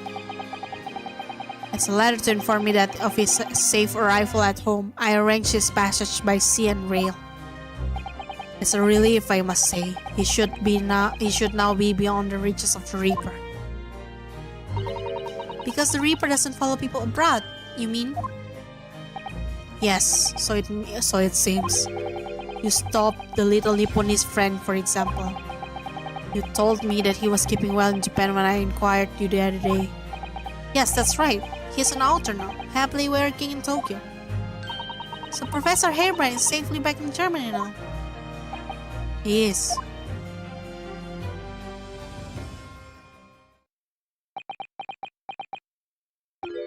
So it appears our conversation has run dry. There was 2-second silence, that's all.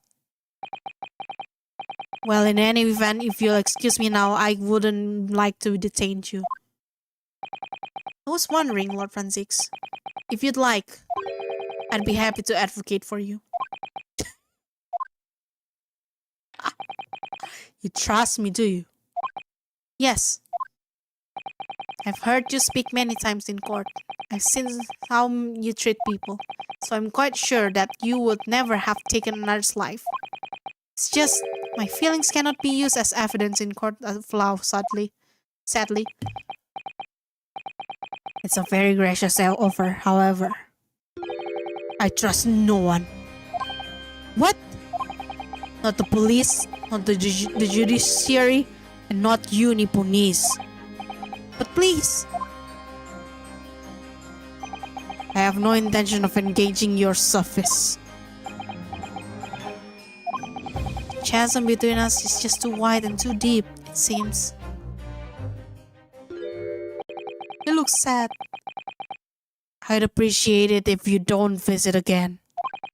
Then neither of us will waste any more time. Oh. Perhaps we need to dig a little deeper and find out more about Lord Francis and what happened to Inspector Gregson.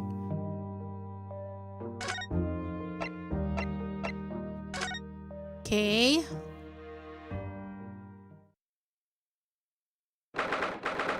Who's these rooms, actually? Inspector Gregson! This really is an out-of-the-way part of London. I doubt many people find their way down this back street.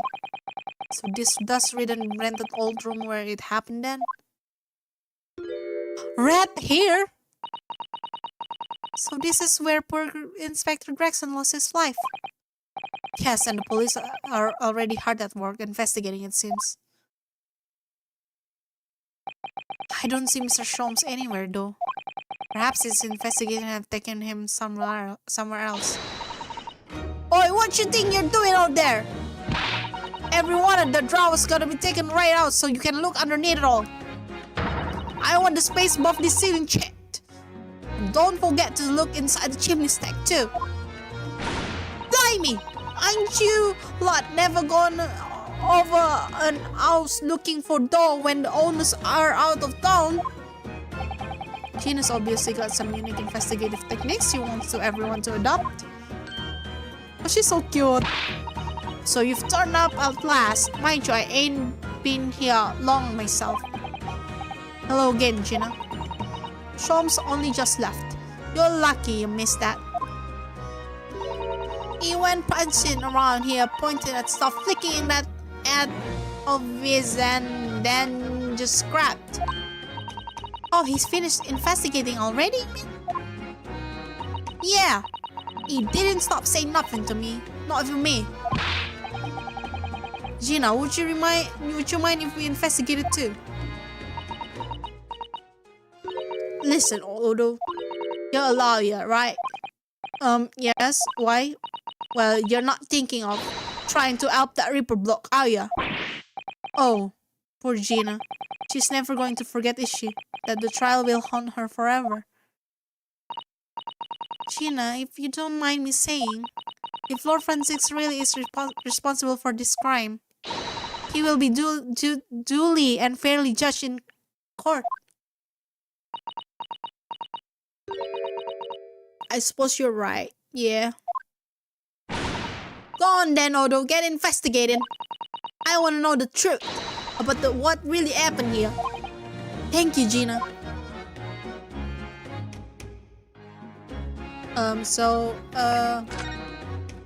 Inspector Gregson? Gina, what was Inspector Gregson doing here in the first place? That's what I want to know. It's what? Half a year since I got out of Clink. That's when I decided to give up diving and become a detective instead. Oh yes, Mr. Sholmes twisted the inspector's arm to agree to take you on as an apprentice, didn't he? Someone like that, I think. Anyway, the point is, I didn't really know much about the boss till then. But it turns out, he's a bit of a legend in the yard. Goodness, really? They say he managed to solve some really tricky case just like that. He did?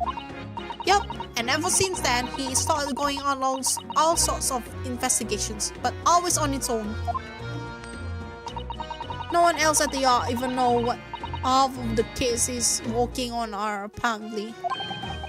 That's not how it's supposed to work, is it? So what was the legendary inspector doing in a danger little room like this? I know. Yeah, a lot of respect for the Reaper and all, and look at where that landed him. Respect for the Reaper? In what way? I owe him say as much. I take my hat off to that fella where his works. Not how the general public feels, is it? Most people are terrified of the Reaper. Yeah, the boss said that's exactly why he respected the bloke. I didn't realize Gregson held the Reaper in quite such high regard. He said something else to me and all, that I didn't need to worry about the Reaper, because he only goes after people who are bad. It did kind of set my mind at ease when he said that. Right. What is this place then? Does anyone live here? Apparently it's been rented by some cough called Huge Boon. Huge Boon? It's a sort of here today, gone tomorrow named that, isn't it? Yeah, it's what we call an unidentified person. We haven't even been able to get in touch with him. See, well, judging from appearances, I'd have to say this place hasn't been lived for a long time, if ever. Right, all the lads from the yacht piled down to get stuck into the investigation. But there's so little here, no one knew what to do with themselves. I do wonder. Yes, Mrs. Huddle? Well, could it be that this Huge Boon is in fact Inspector Gregson himself? What? How could that be? Well, if he was investigating on his own, it's quite possible that this was in fact in some kind of secret office of his. I never even considered that. Nice work, Sus. You actually fall in the line of inquiry like that ourselves. You are? If you look around the room, you'll see there's a few things that hint at it. We should really investigate this place in detail. The incident. I see, that's where that poor inspector was found over there. Yeah, that's right. They said it was a single bullet what did him in. Apparently the bullet went right through him and struck the candle tree on the wall. Oh yes, it's blown on one of the candles apart completely. Wait, that doesn't make any sense. Why would the other ones like that and the others are like that? The candles doesn't make any sense. And the gun used there on the floor, it's the Reaper's in it. Oh, did I in that? What? Really? How did you know that? Take it easy. I don't know what to do with myself when you stare at me with them big eyes. I'm only saying what I've heard. I don't know much about guns myself. But there's some weak lawman who said so. Why don't you ask him? A big wig lawman, is it? Anyway, Fresno Street runs along under the window there. There were some street sellers just outside who heard the gunshot. Oh, but I don't recall seeing anybody outside. Yeah, they've all been taken down the yacht for questioning, that's why. We're talking about the yacht's legendary inspector here, after all. They'll be getting a grilling. Do you think we might be able to speak with those street sellers ourselves? I doubt it.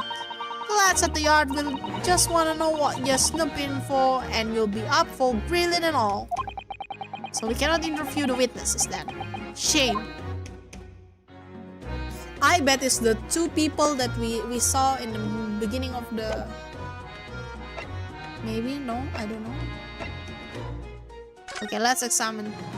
This is the most jarring thing. What is this? Oh, it's a photograph stand. I suppose it must be a picture of Inspector Gregson's family members. What's the matter? Your eyes look like they're about to pop up your head. They are! Look, Mr. Naruhodo! Quickly! Oh! It's Miss Vigil. Her name was Miss Vigil, right? Oh, why do I feel like this woman is familiar somehow? Of course she's familiar. We met her only this morning. Ah! It's Mrs. Vigil! This makes no sense. Why would there be a picture of Mrs. Vigil in here? To be frank, I don't think I've ever been more stumped. I'm sorry to say I have no idea either.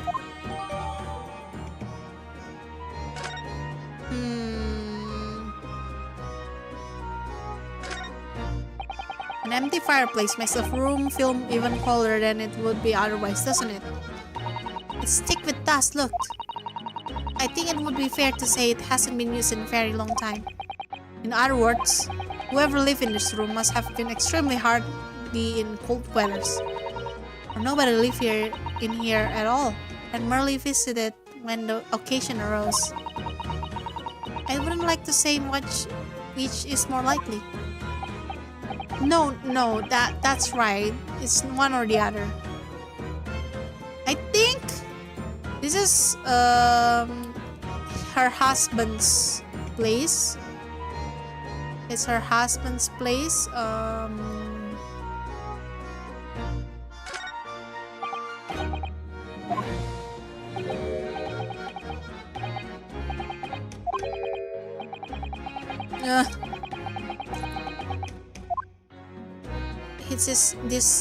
This woman's husband's place, I think.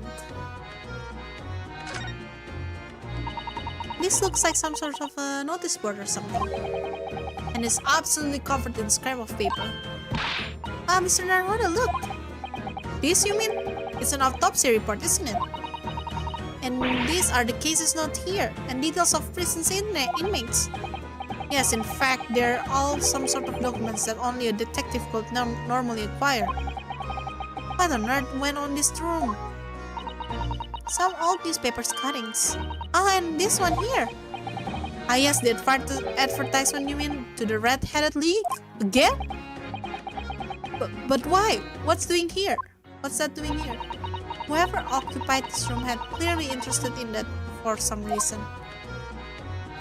Maybe her husband, the Mrs. Vigil's husband, Mr. Vigil, is actually a red-headed guy, and he wants to get money from it too, right? Maybe, just maybe.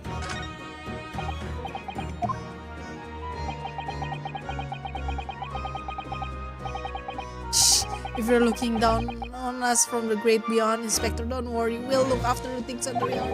I've interpreted something deep thoughts there. Lol.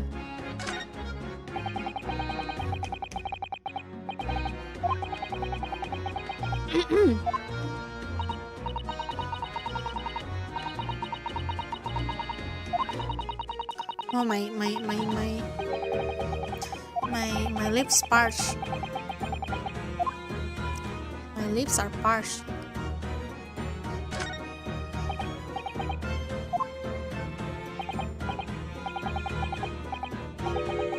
Too many tears, sir. Oh no, everyone said but Gregson. No, I don't think he's really died. I don't think so. I hope so. I hope he doesn't die. I mean, if Kazuma doesn't die, that means Gregson also not die, right? The top of one of the candles in the candle holder has been completely blown off. Yes, the other wax splattered around on the wall. Behind, look. I suppose if a bullet had hit it, it does seem likely that the bullet hit the candle, having first passed through the inspector's body. Ugh, now that the wax on the wall looks like blood to me. See, it doesn't make any sense. Why would they have like one? Unless, like, if the candles were shot first and then they what is it? They lit the other candles. That it makes sense why the candles are like that, right? It's so cold in my room. Let me turn off the AC. Same. Oh, funny enough, neither can I. It's a hairpiece, isn't it? It is. A bright red hairpiece. And I suppose the fact that it's right there next to where the body was found means we have to accept that Inspector Gregson wore wigs, does it?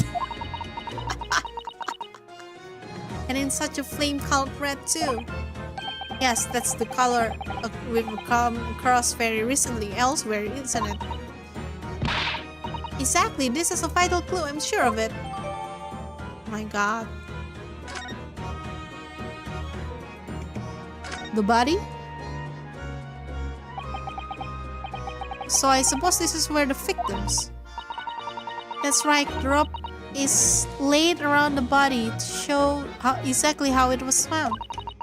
Poor Inspector Gregson himself has already been taken away and will probably be under Dr. Sight's scalpel by now, if not for what happened last week. From the shape of the rope, it would appear that the inspector was curled up in a ball.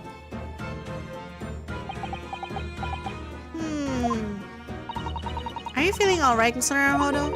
You look like you've just seen a ghost. I know it's just a rope, but well, it conjures up quite a terrifying image, that's all. Especially with that blood stain next to it. Oh, I do understand. In some ways, what we picture in our minds can be even worse than reality. Sato-san is so strong though. She's taking this far better than I am. Okay, the elephant in the room. What is this toy? What's this? It will appear to be a little model policeman. It's rather charming, isn't it? In a way. Seeing as it's on the floor here, do you think it's belonged to Inspector Gregson? It's a little hard to imagine Lord Fanzix playing with something like this. It's only about 8 centimeters tall. It could have fallen out of someone's pocket, I suppose. I think we should record it as evidence, just in case. Yes, I agree. It is rather delightful after all, in a way. So many court records. Okay, last item. It's the gun. This is presumably the murder weapon then. Oh my, it is real, I suppose. I think so. Guns are so rare in Japan, I really know very little about them. There's one way to know for sure, Mr. Naruhodo. Fire a shot. No. If I did that, I'd be looking for a skilled lawyer to represent me in court. It's likely safer just to ask someone who might know, I think.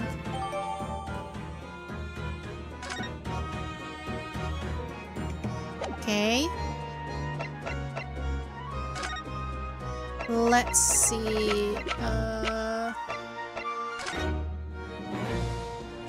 Can we look at this?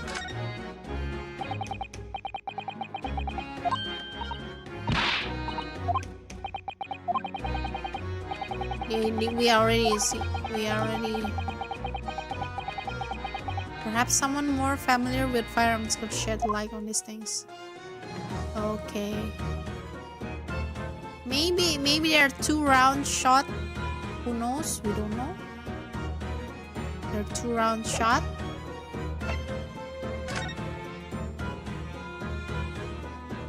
There's nothing here. Okay. There's nothing here.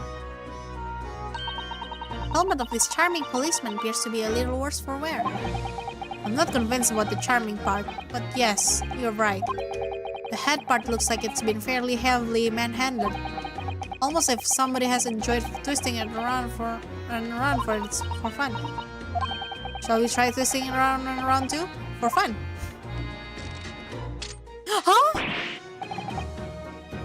What's that? It appears to be some sort of key. But it's tiny though.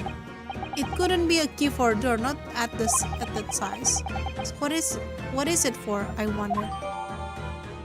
What the? Yeah, it is seems like a key.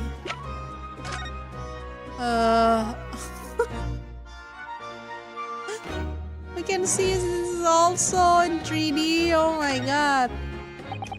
I've always wondered what the underside of the hairpiece looks like. That doesn't surprise me at all, Mr. Naruto. You always wanted to see what lies beneath, don't you? I'm not sure that's quite how I'd put it. You must have to use lots of bird time to keep it in place in your head. So it doesn't get blown off in a gust of wind, I mean.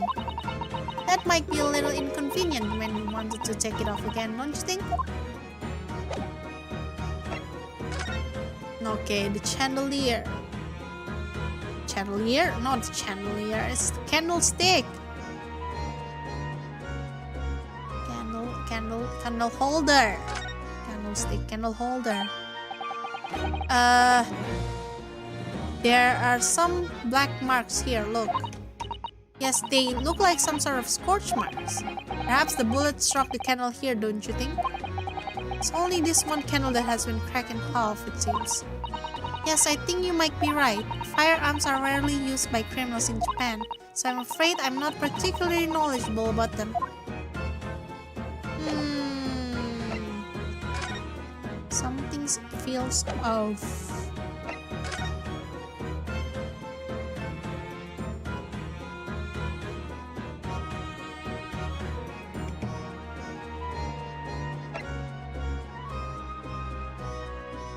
Huh? Aiding and abetting the escape from this prison convict just prior to his execution. Escape?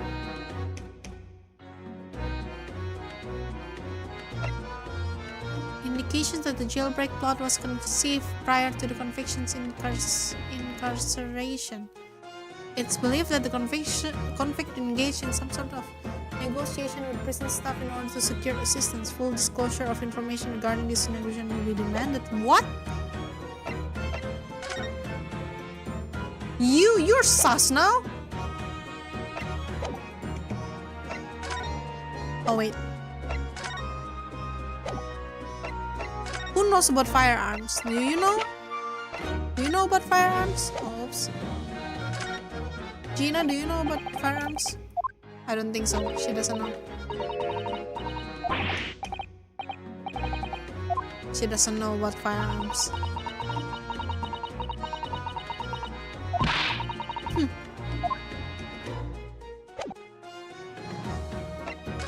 Okay, let's move. Trying to see someone who knows about more firearms.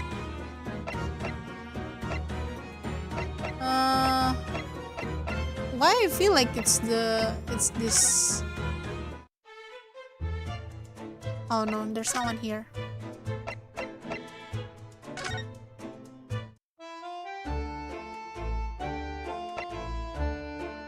No one here either.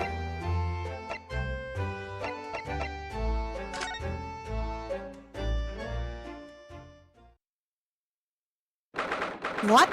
There's someone here?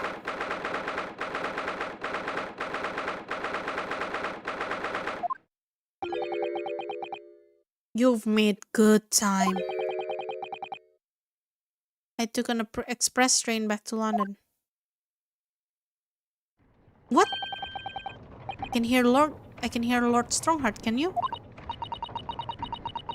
Yes, it sounds as though he's talking to someone. Is everything in place? I had a private compartment on the train so I could check all the paperwork. It's Kazuma-sama?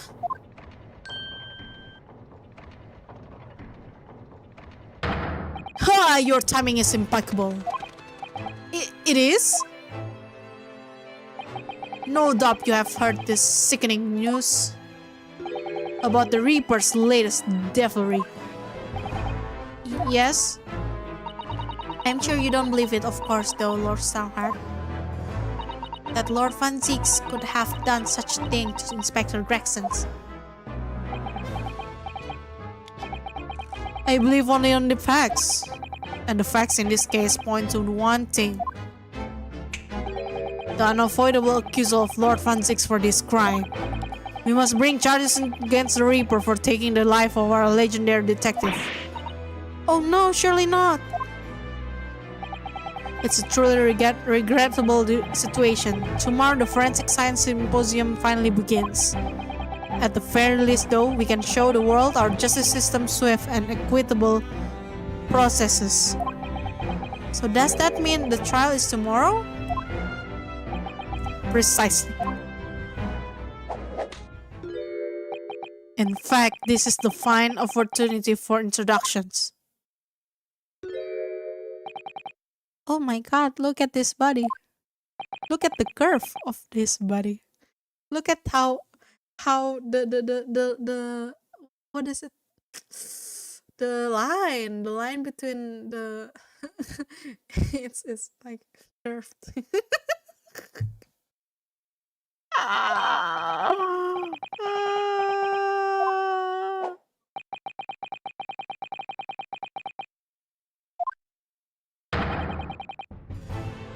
He's leading the persecution. Of course he's leading the persecution. Wait, what? Kazuma? As I'm sure you're aware, he's a very capable practitioner of law. Kazuma-sama? A prosecutor?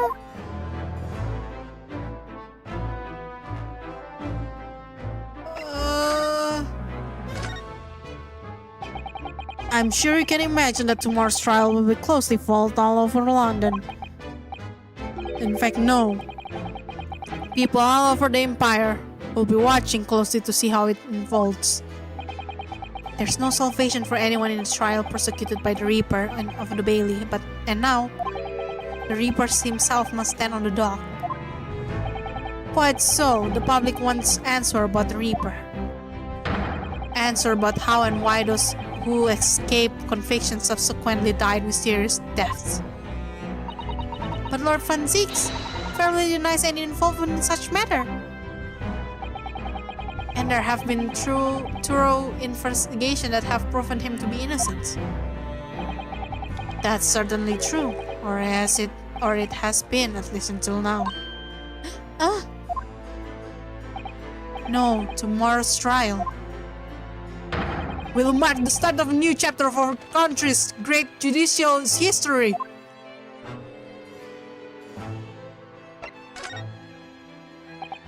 So, Kazuma will be persecuting tomorrow? That's right. But is the defense lawyer Lord Strongheart? Accomplished young law practitioner cannot pick and choose their roles. And imagine what it will mean for the prosecution to know the strategies commonly employed by the defense. A devastating combination, wouldn't you agree? Absolutely. I have no doubt at all that Kazuma will be razor sharp as a prosecutor. But why Kazuma-sama? There are surely many other highly skilled prosecutors in Great Britain. It was a personal request. I asked to be assigned to the trial. You asked for this? But why? It'll all become clear tomorrow. I'm guessing you intended to stand for the defense, don't you? Although, the Reaper appears to be turning down all offers of representation. I'm surprised such personal requests would have been upheld. It seems unprecedented, quite exceptional in fact. You are quite right, Miss Mukotoba. Tomorrow's trial will be unprecedented and exceptional in every way. After all, the accused is one of Britain's greatest persecutors, the pride of the Empire. It will be unwise to give the public a reason to perceive it as a judiciary closing ranks. So that's why you're happy to let a foreigner handle the prosecution? Yunosuke, Let's see how your skills have been honed. After practicing law in this land for so many months. Kazuma, I don't understand why you're being so hostile to me now. This isn't going to end well, my friend. Oh yeah, the killer's gun. Oh yes, we noticed that there was a gun on the scene of the Inspector Gregson's death. Hello? Do you know if it belongs to the Lord Francis? That would be the question for the lead detective investigating the scene. Well, the thing is, she wasn't sure, so she told me I should ask somebody higher up who might know. That's right, Mr. Naruhodo. Be direct. Be direct. It's certainly a model that's issued to all personnel involved in the law enforcement, yes. Which includes prosecutors, as I am sure you can imagine. In that case, it could actually have belonged to the victim. No, Gregson had his gun on his person. What about Lord Francis? He claims it's currently not in his possession. What? According to his story, he lost it. In short, it's more than a little suspicious. But just because the gun in question is the same type as the defendant's is no proof that it's actually his. No, of course not. Nevertheless, the situation is grave for Lord Francis. That is...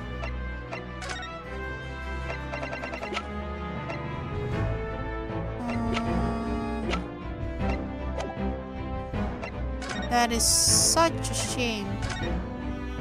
Holmes? Are you here? No, Holmes is not here. Come on, let us represent you. No.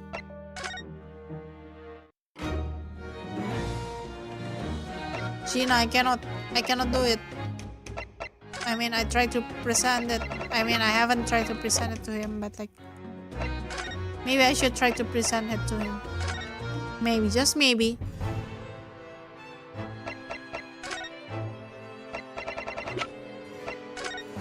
Oops, oops, oops.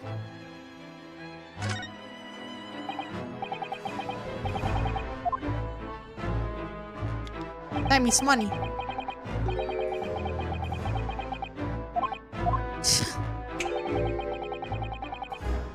What? It's dual? It's a gun. It's a revolver. How could you? What should I do now?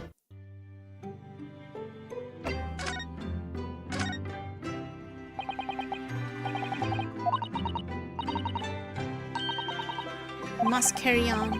I know, but it's just so much to take in. I don't know where to start. We must start with thorough investigation of the scene, and we must interview China. Then we must go to the prison to speak with the Reaper. Thank goodness I have you, Mr. Sato. You have it all under control as usual. You're too kind, Mr. Naruhodo, but I'm afraid I don't have all the answers. I really have no idea how to be around Iris at the moment. Oh yes, that. I think it's gonna be for the last case, isn't it?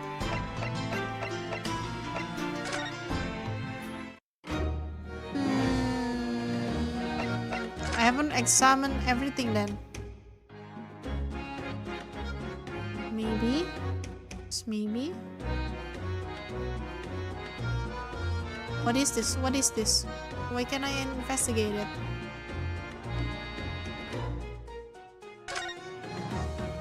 What else is there to investigate?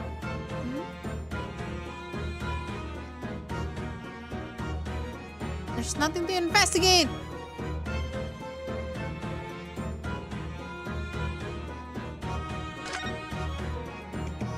Okay.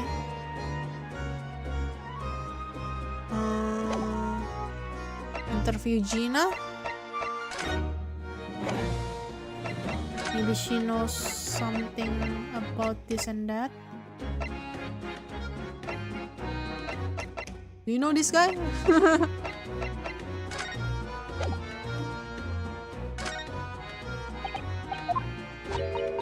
No, she doesn't know anything about the evidence. Oh, please.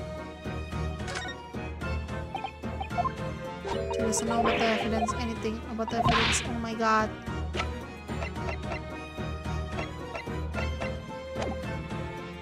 Where should I go?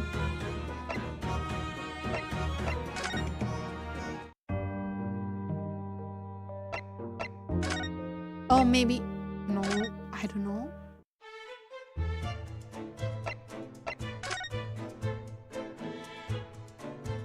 There's nothing here. Okay, so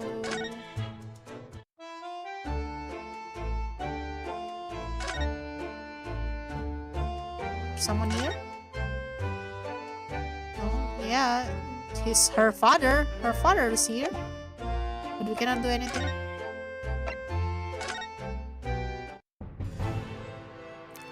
Lord Chief Justice, please help me. How do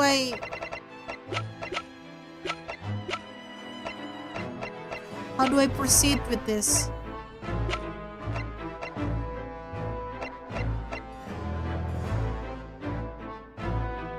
Maybe? No, it's not. Not this one. Then what is it?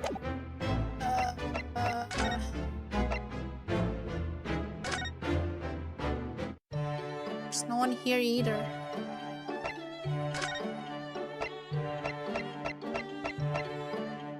There must be something that I missed.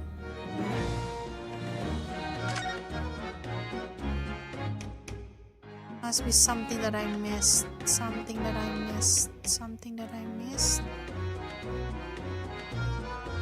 Something that I missed.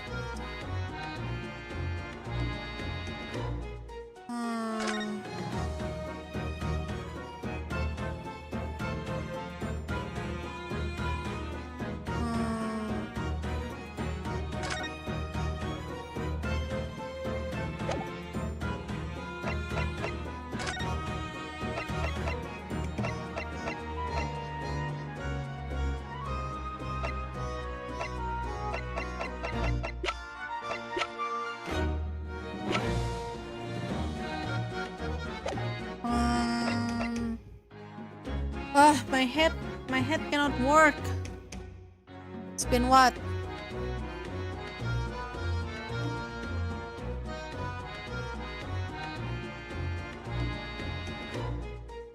It's been few hours. I don't know, it's 2.5. I'm hungry.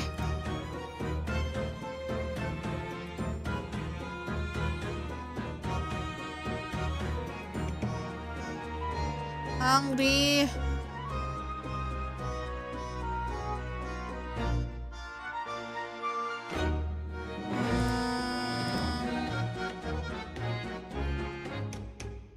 Let's see. I'm gonna make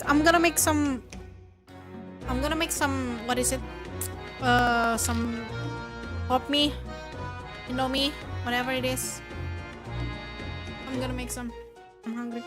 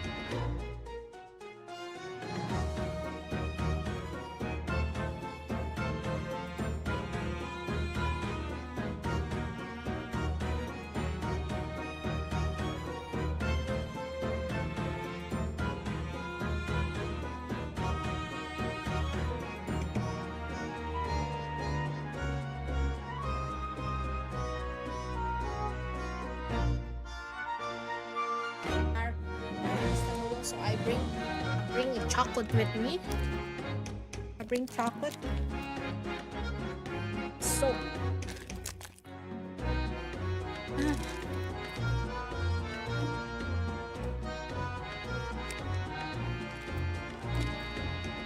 hard. It's so hard.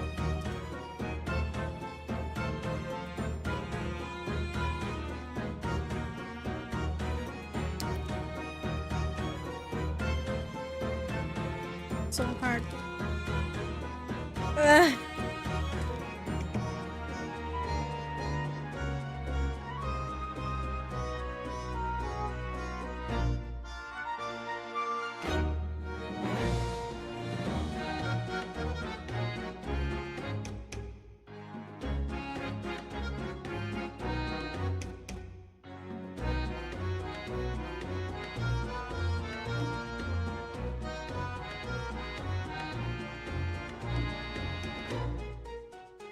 Mm.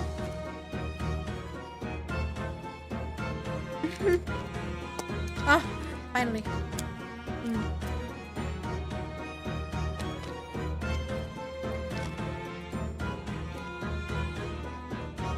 Did I hear? I think there's some- maybe. Yeah, I hear someone opening the door. Someone's still out. Oh no, it's like 2:30. So it's 2:30 in the morning. Okay, now how do I do this?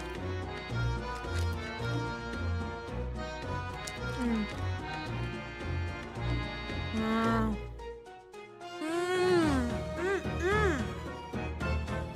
Ow, ow, ow, ow.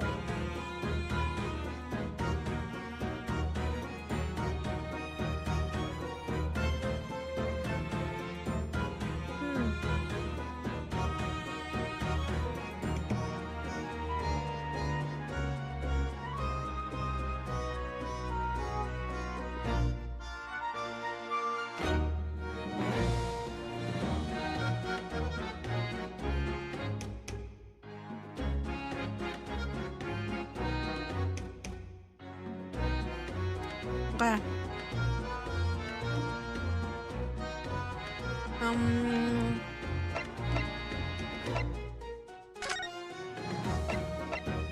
The only thing that here is here and there.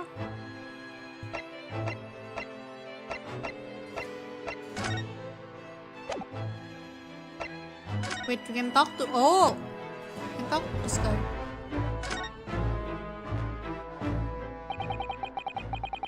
I'm sorry for all the water, curfew.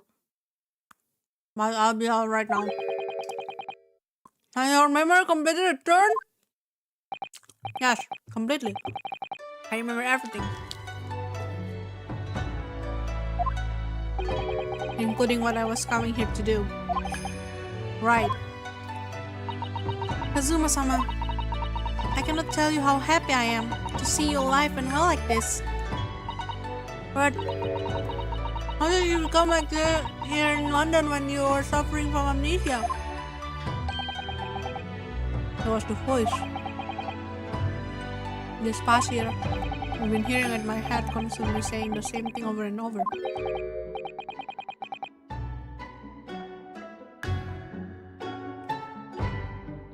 Go to London. That's where your destiny waits.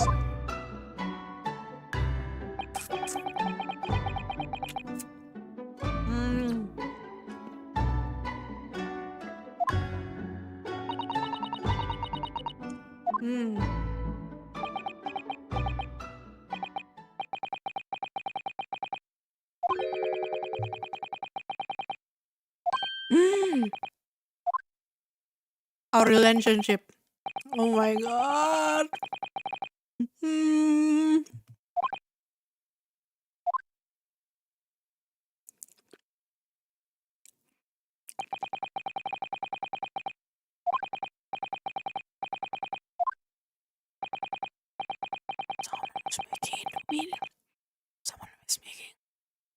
Someone is making the cup noodle. This instant noodle. Right now. Someone is making instant noodle right now.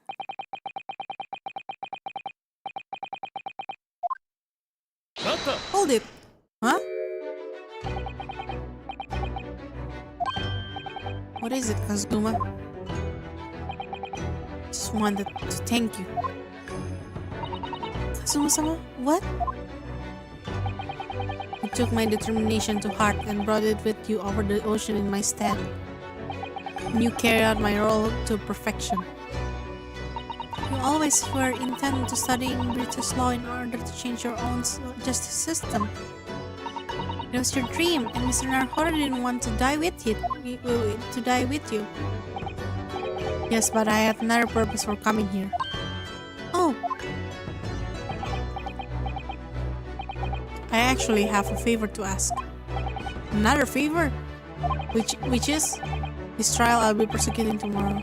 I would like you to be there to see how it ends. Right in front of me, as the defense counsel. Why? What's this all about? I know you have what it takes. But Lord Van Six will never put his faith in my hands. On the contrary, he recognizes your talent. He does?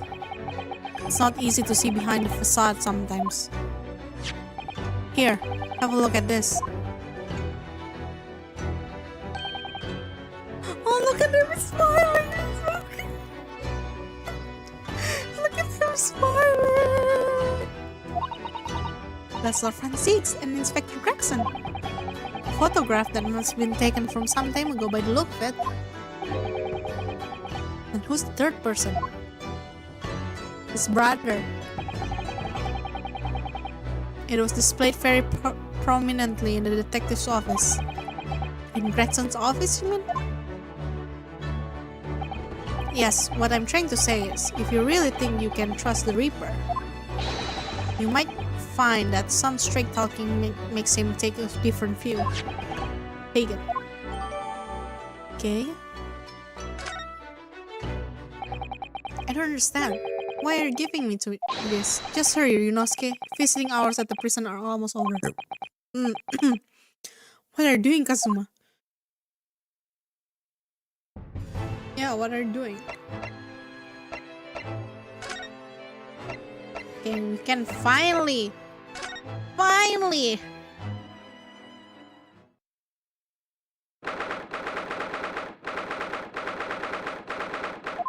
move on. Lord Francis is still reading that letter. We've been gone quite some time though. Either he is an incredibly slow reader or it's incredibly long letter. I might even be able to read English faster than he can.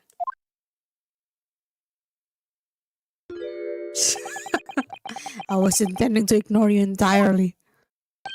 But I cannot turn a deaf ear to such insulting Nipponese. Oh, sorry, I didn't think you'd hear that. I hate the case note brought to me in secret. I was reading them to pass the time. Yes, we heard that your trial is set for tomorrow. Which is none of your business. So have you found a lawyer? Many times have I reiterate the same thing. Has nothing to do with you. In other words, no. We were just talking about to Lord Stormheart and the prosecutor for your trials have been decided. I expect nothing less. Though I have no idea who it is. It's going to be Kazuma Asogi. Asogi! That made the color drain from his face. Huh. Well then. Seems I'm going to have to engage in conversation with you again after all. Of course. I need you to see this photo, okay? Lord Francis, we came by this old photograph. Oh, where did you get that? Look at him! Lord Francis is so beautiful. Like his smile, his cute smile. Oh my god. His cute smile. His awkward gaze. my god, I love it. I love it so much. Mm.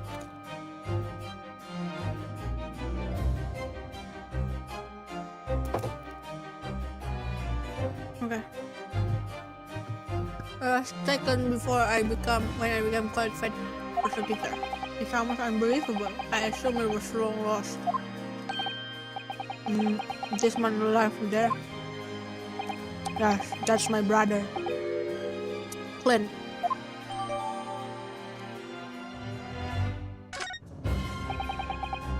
It had to be, really.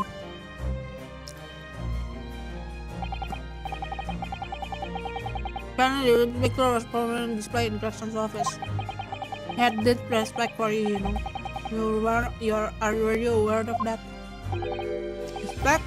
That's nonsense. No, we ever heard someone attest to it really clearly.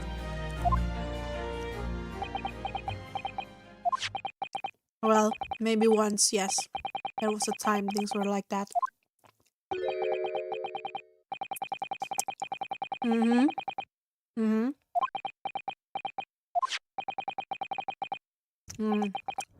Okay. Oh. Oh. A brief twinkle. Oh.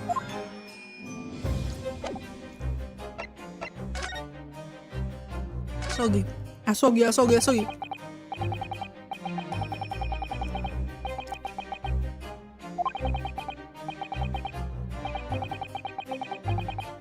Okay. Oh.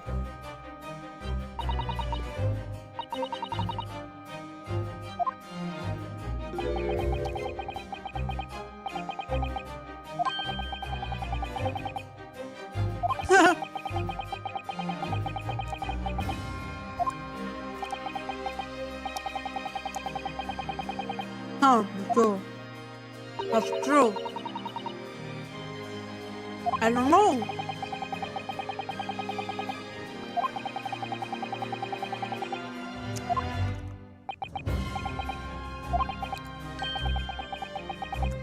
Huh.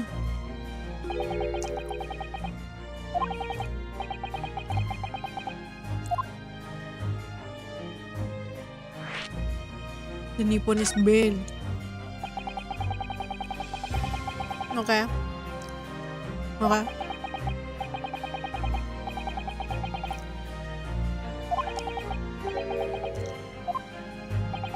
Assigned to the investigation as his partner was certain visiting student dispatched from Scotland Yard. And that was Genshin Asogi? Exactly. I developed a deep respect for the man. He seemed noble-minded and skillful, sailors in the extreme to me. But none of us saw the true nature of the man. Everything when it happened. My esteemed brother, the people I believe in any semblance of sight, of right prevailing of wrong.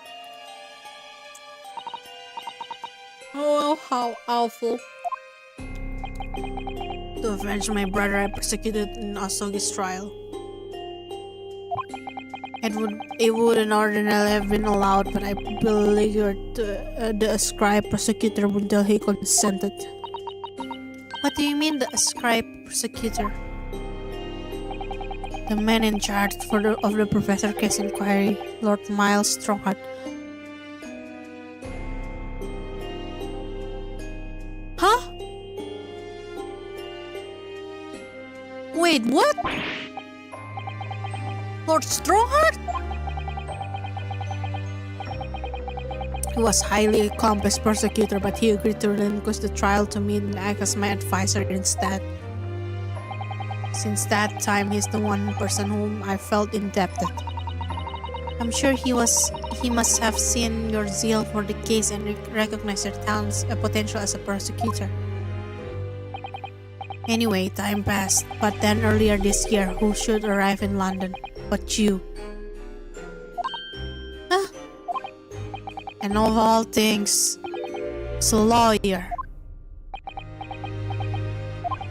I felt your animosity the first time I've ever faced you in the courtroom. Your obvious deep loathing of us Japanese. I kept telling myself it was illogical. But for so many years that hatred had festered inside me. I could no longer control it. And I can understand why. Now I know the history. But in the same way that I've long felt for the Nipponese to be the bane of my life, to Kazuma Asogi I am the bane of his. The reaper who sent his father to the gallows. He's looking for revenge and he intends to take it in court tomorrow. Okay.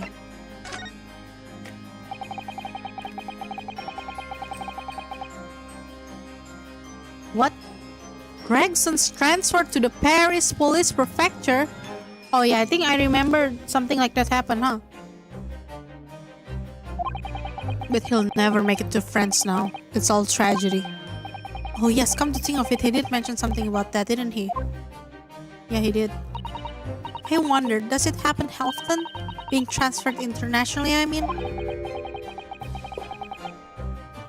It's the first time I've ever encountered it. The Paris police welcoming an English detective is almost inconceivable.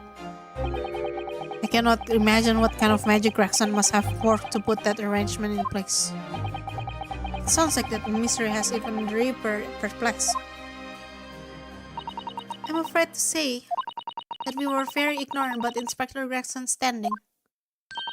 We hear that he was considered something of a legend at Scotland Yard. Again, it was 10 years ago that he first made a name of himself by uncovering a decisive piece of evidence that exposed the professor's identity. If it wasn't for Gregson's singular approach to the case, the discovery would never have been made. What sort of approach? After my brother's life was taken, the inspector pushed for a full autopsy. Oh my, 10 years ago? Why is that so surprising? Autopsy was considered a discretion of the body at the time and rarely performed. And my brother was, of course, a noble. That made the idea of it even more unthinkable. Something Gregson had dug up in investigation made him determine it was necessary. His powerful conviction somehow influenced the House of Lords, and as a result, I could avenge my brother's death. So, you must have had great confidence in the inspector's ability then. And it's even more inconceivable that you would have taken his life. Inspector Gregson. Your gun. But the gun used to shoot the inspector was found at the scene. Ah yes, that's not mine. Really? Because common opinion seems to be that it is. What do you expect me to say to that? Lord Strongheart informed us that you claim to have misplaced your firearm.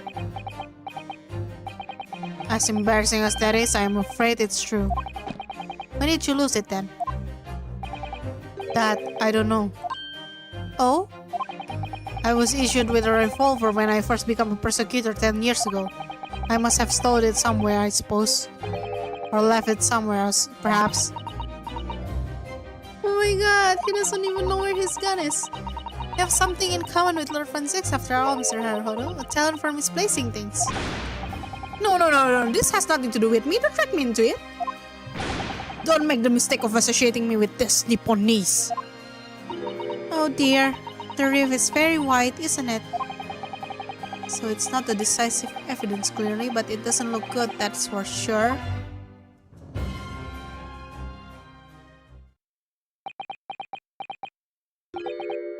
Mr. Naruhodo. Oh, that's the first time he's ever used my actual name. I've lost all confidence in my country's justice system. I don't trust the police, the judiciary, or lawyers. But there's still one thing I'm willing to believe in. What's that? That which you see in the eyes of another across the courtroom. A simple determination to know the truth. Lord Francis. From the very first time we clashed in the bailey, Almost a year ago now. I couldn't deny it, even though I dearly wish I could. Here's a loathsome Nipponese who has absolute integrity as a lawyer. Oh! There are only two other men I've known with the same look in their eyes. My brother Clint and Genshin Asogi. The man he idolized and the man who betrayed his trust in the most hideous way. When you showed me the photograph just now, it reminded me. You mean this photograph? Back then I was able to laugh. I was free of the shackles of mistrust that plague me now. I look to the future with hope. Since then, I've protected myself against betrayal by refusing to trust anyone. But at times, the mire into which I've sunk make it almost impossible to breathe. I'm so sorry. So, Mr. Naruhodo, I want to believe in that look in your eyes. I need to believe in it. In tomorrow's trial, will you advocate for me? Oh, yes, of course! Of course I will. It would be an honor. It would be an honor. I'm so pleased, Mr. Naruhodo. Then my life is in your hands.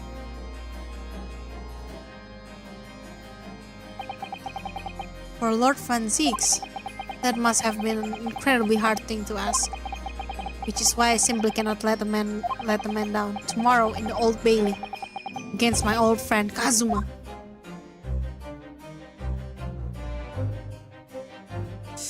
Wow.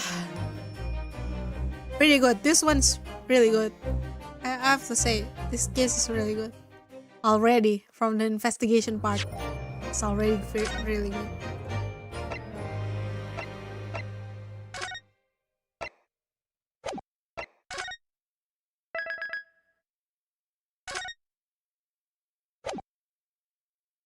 Okay, should I end this now or should I think I should end this now.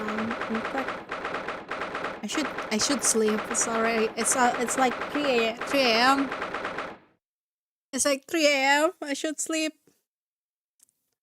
Okay. I think I'm gonna sleep now. I'm gonna sleep. I'm gonna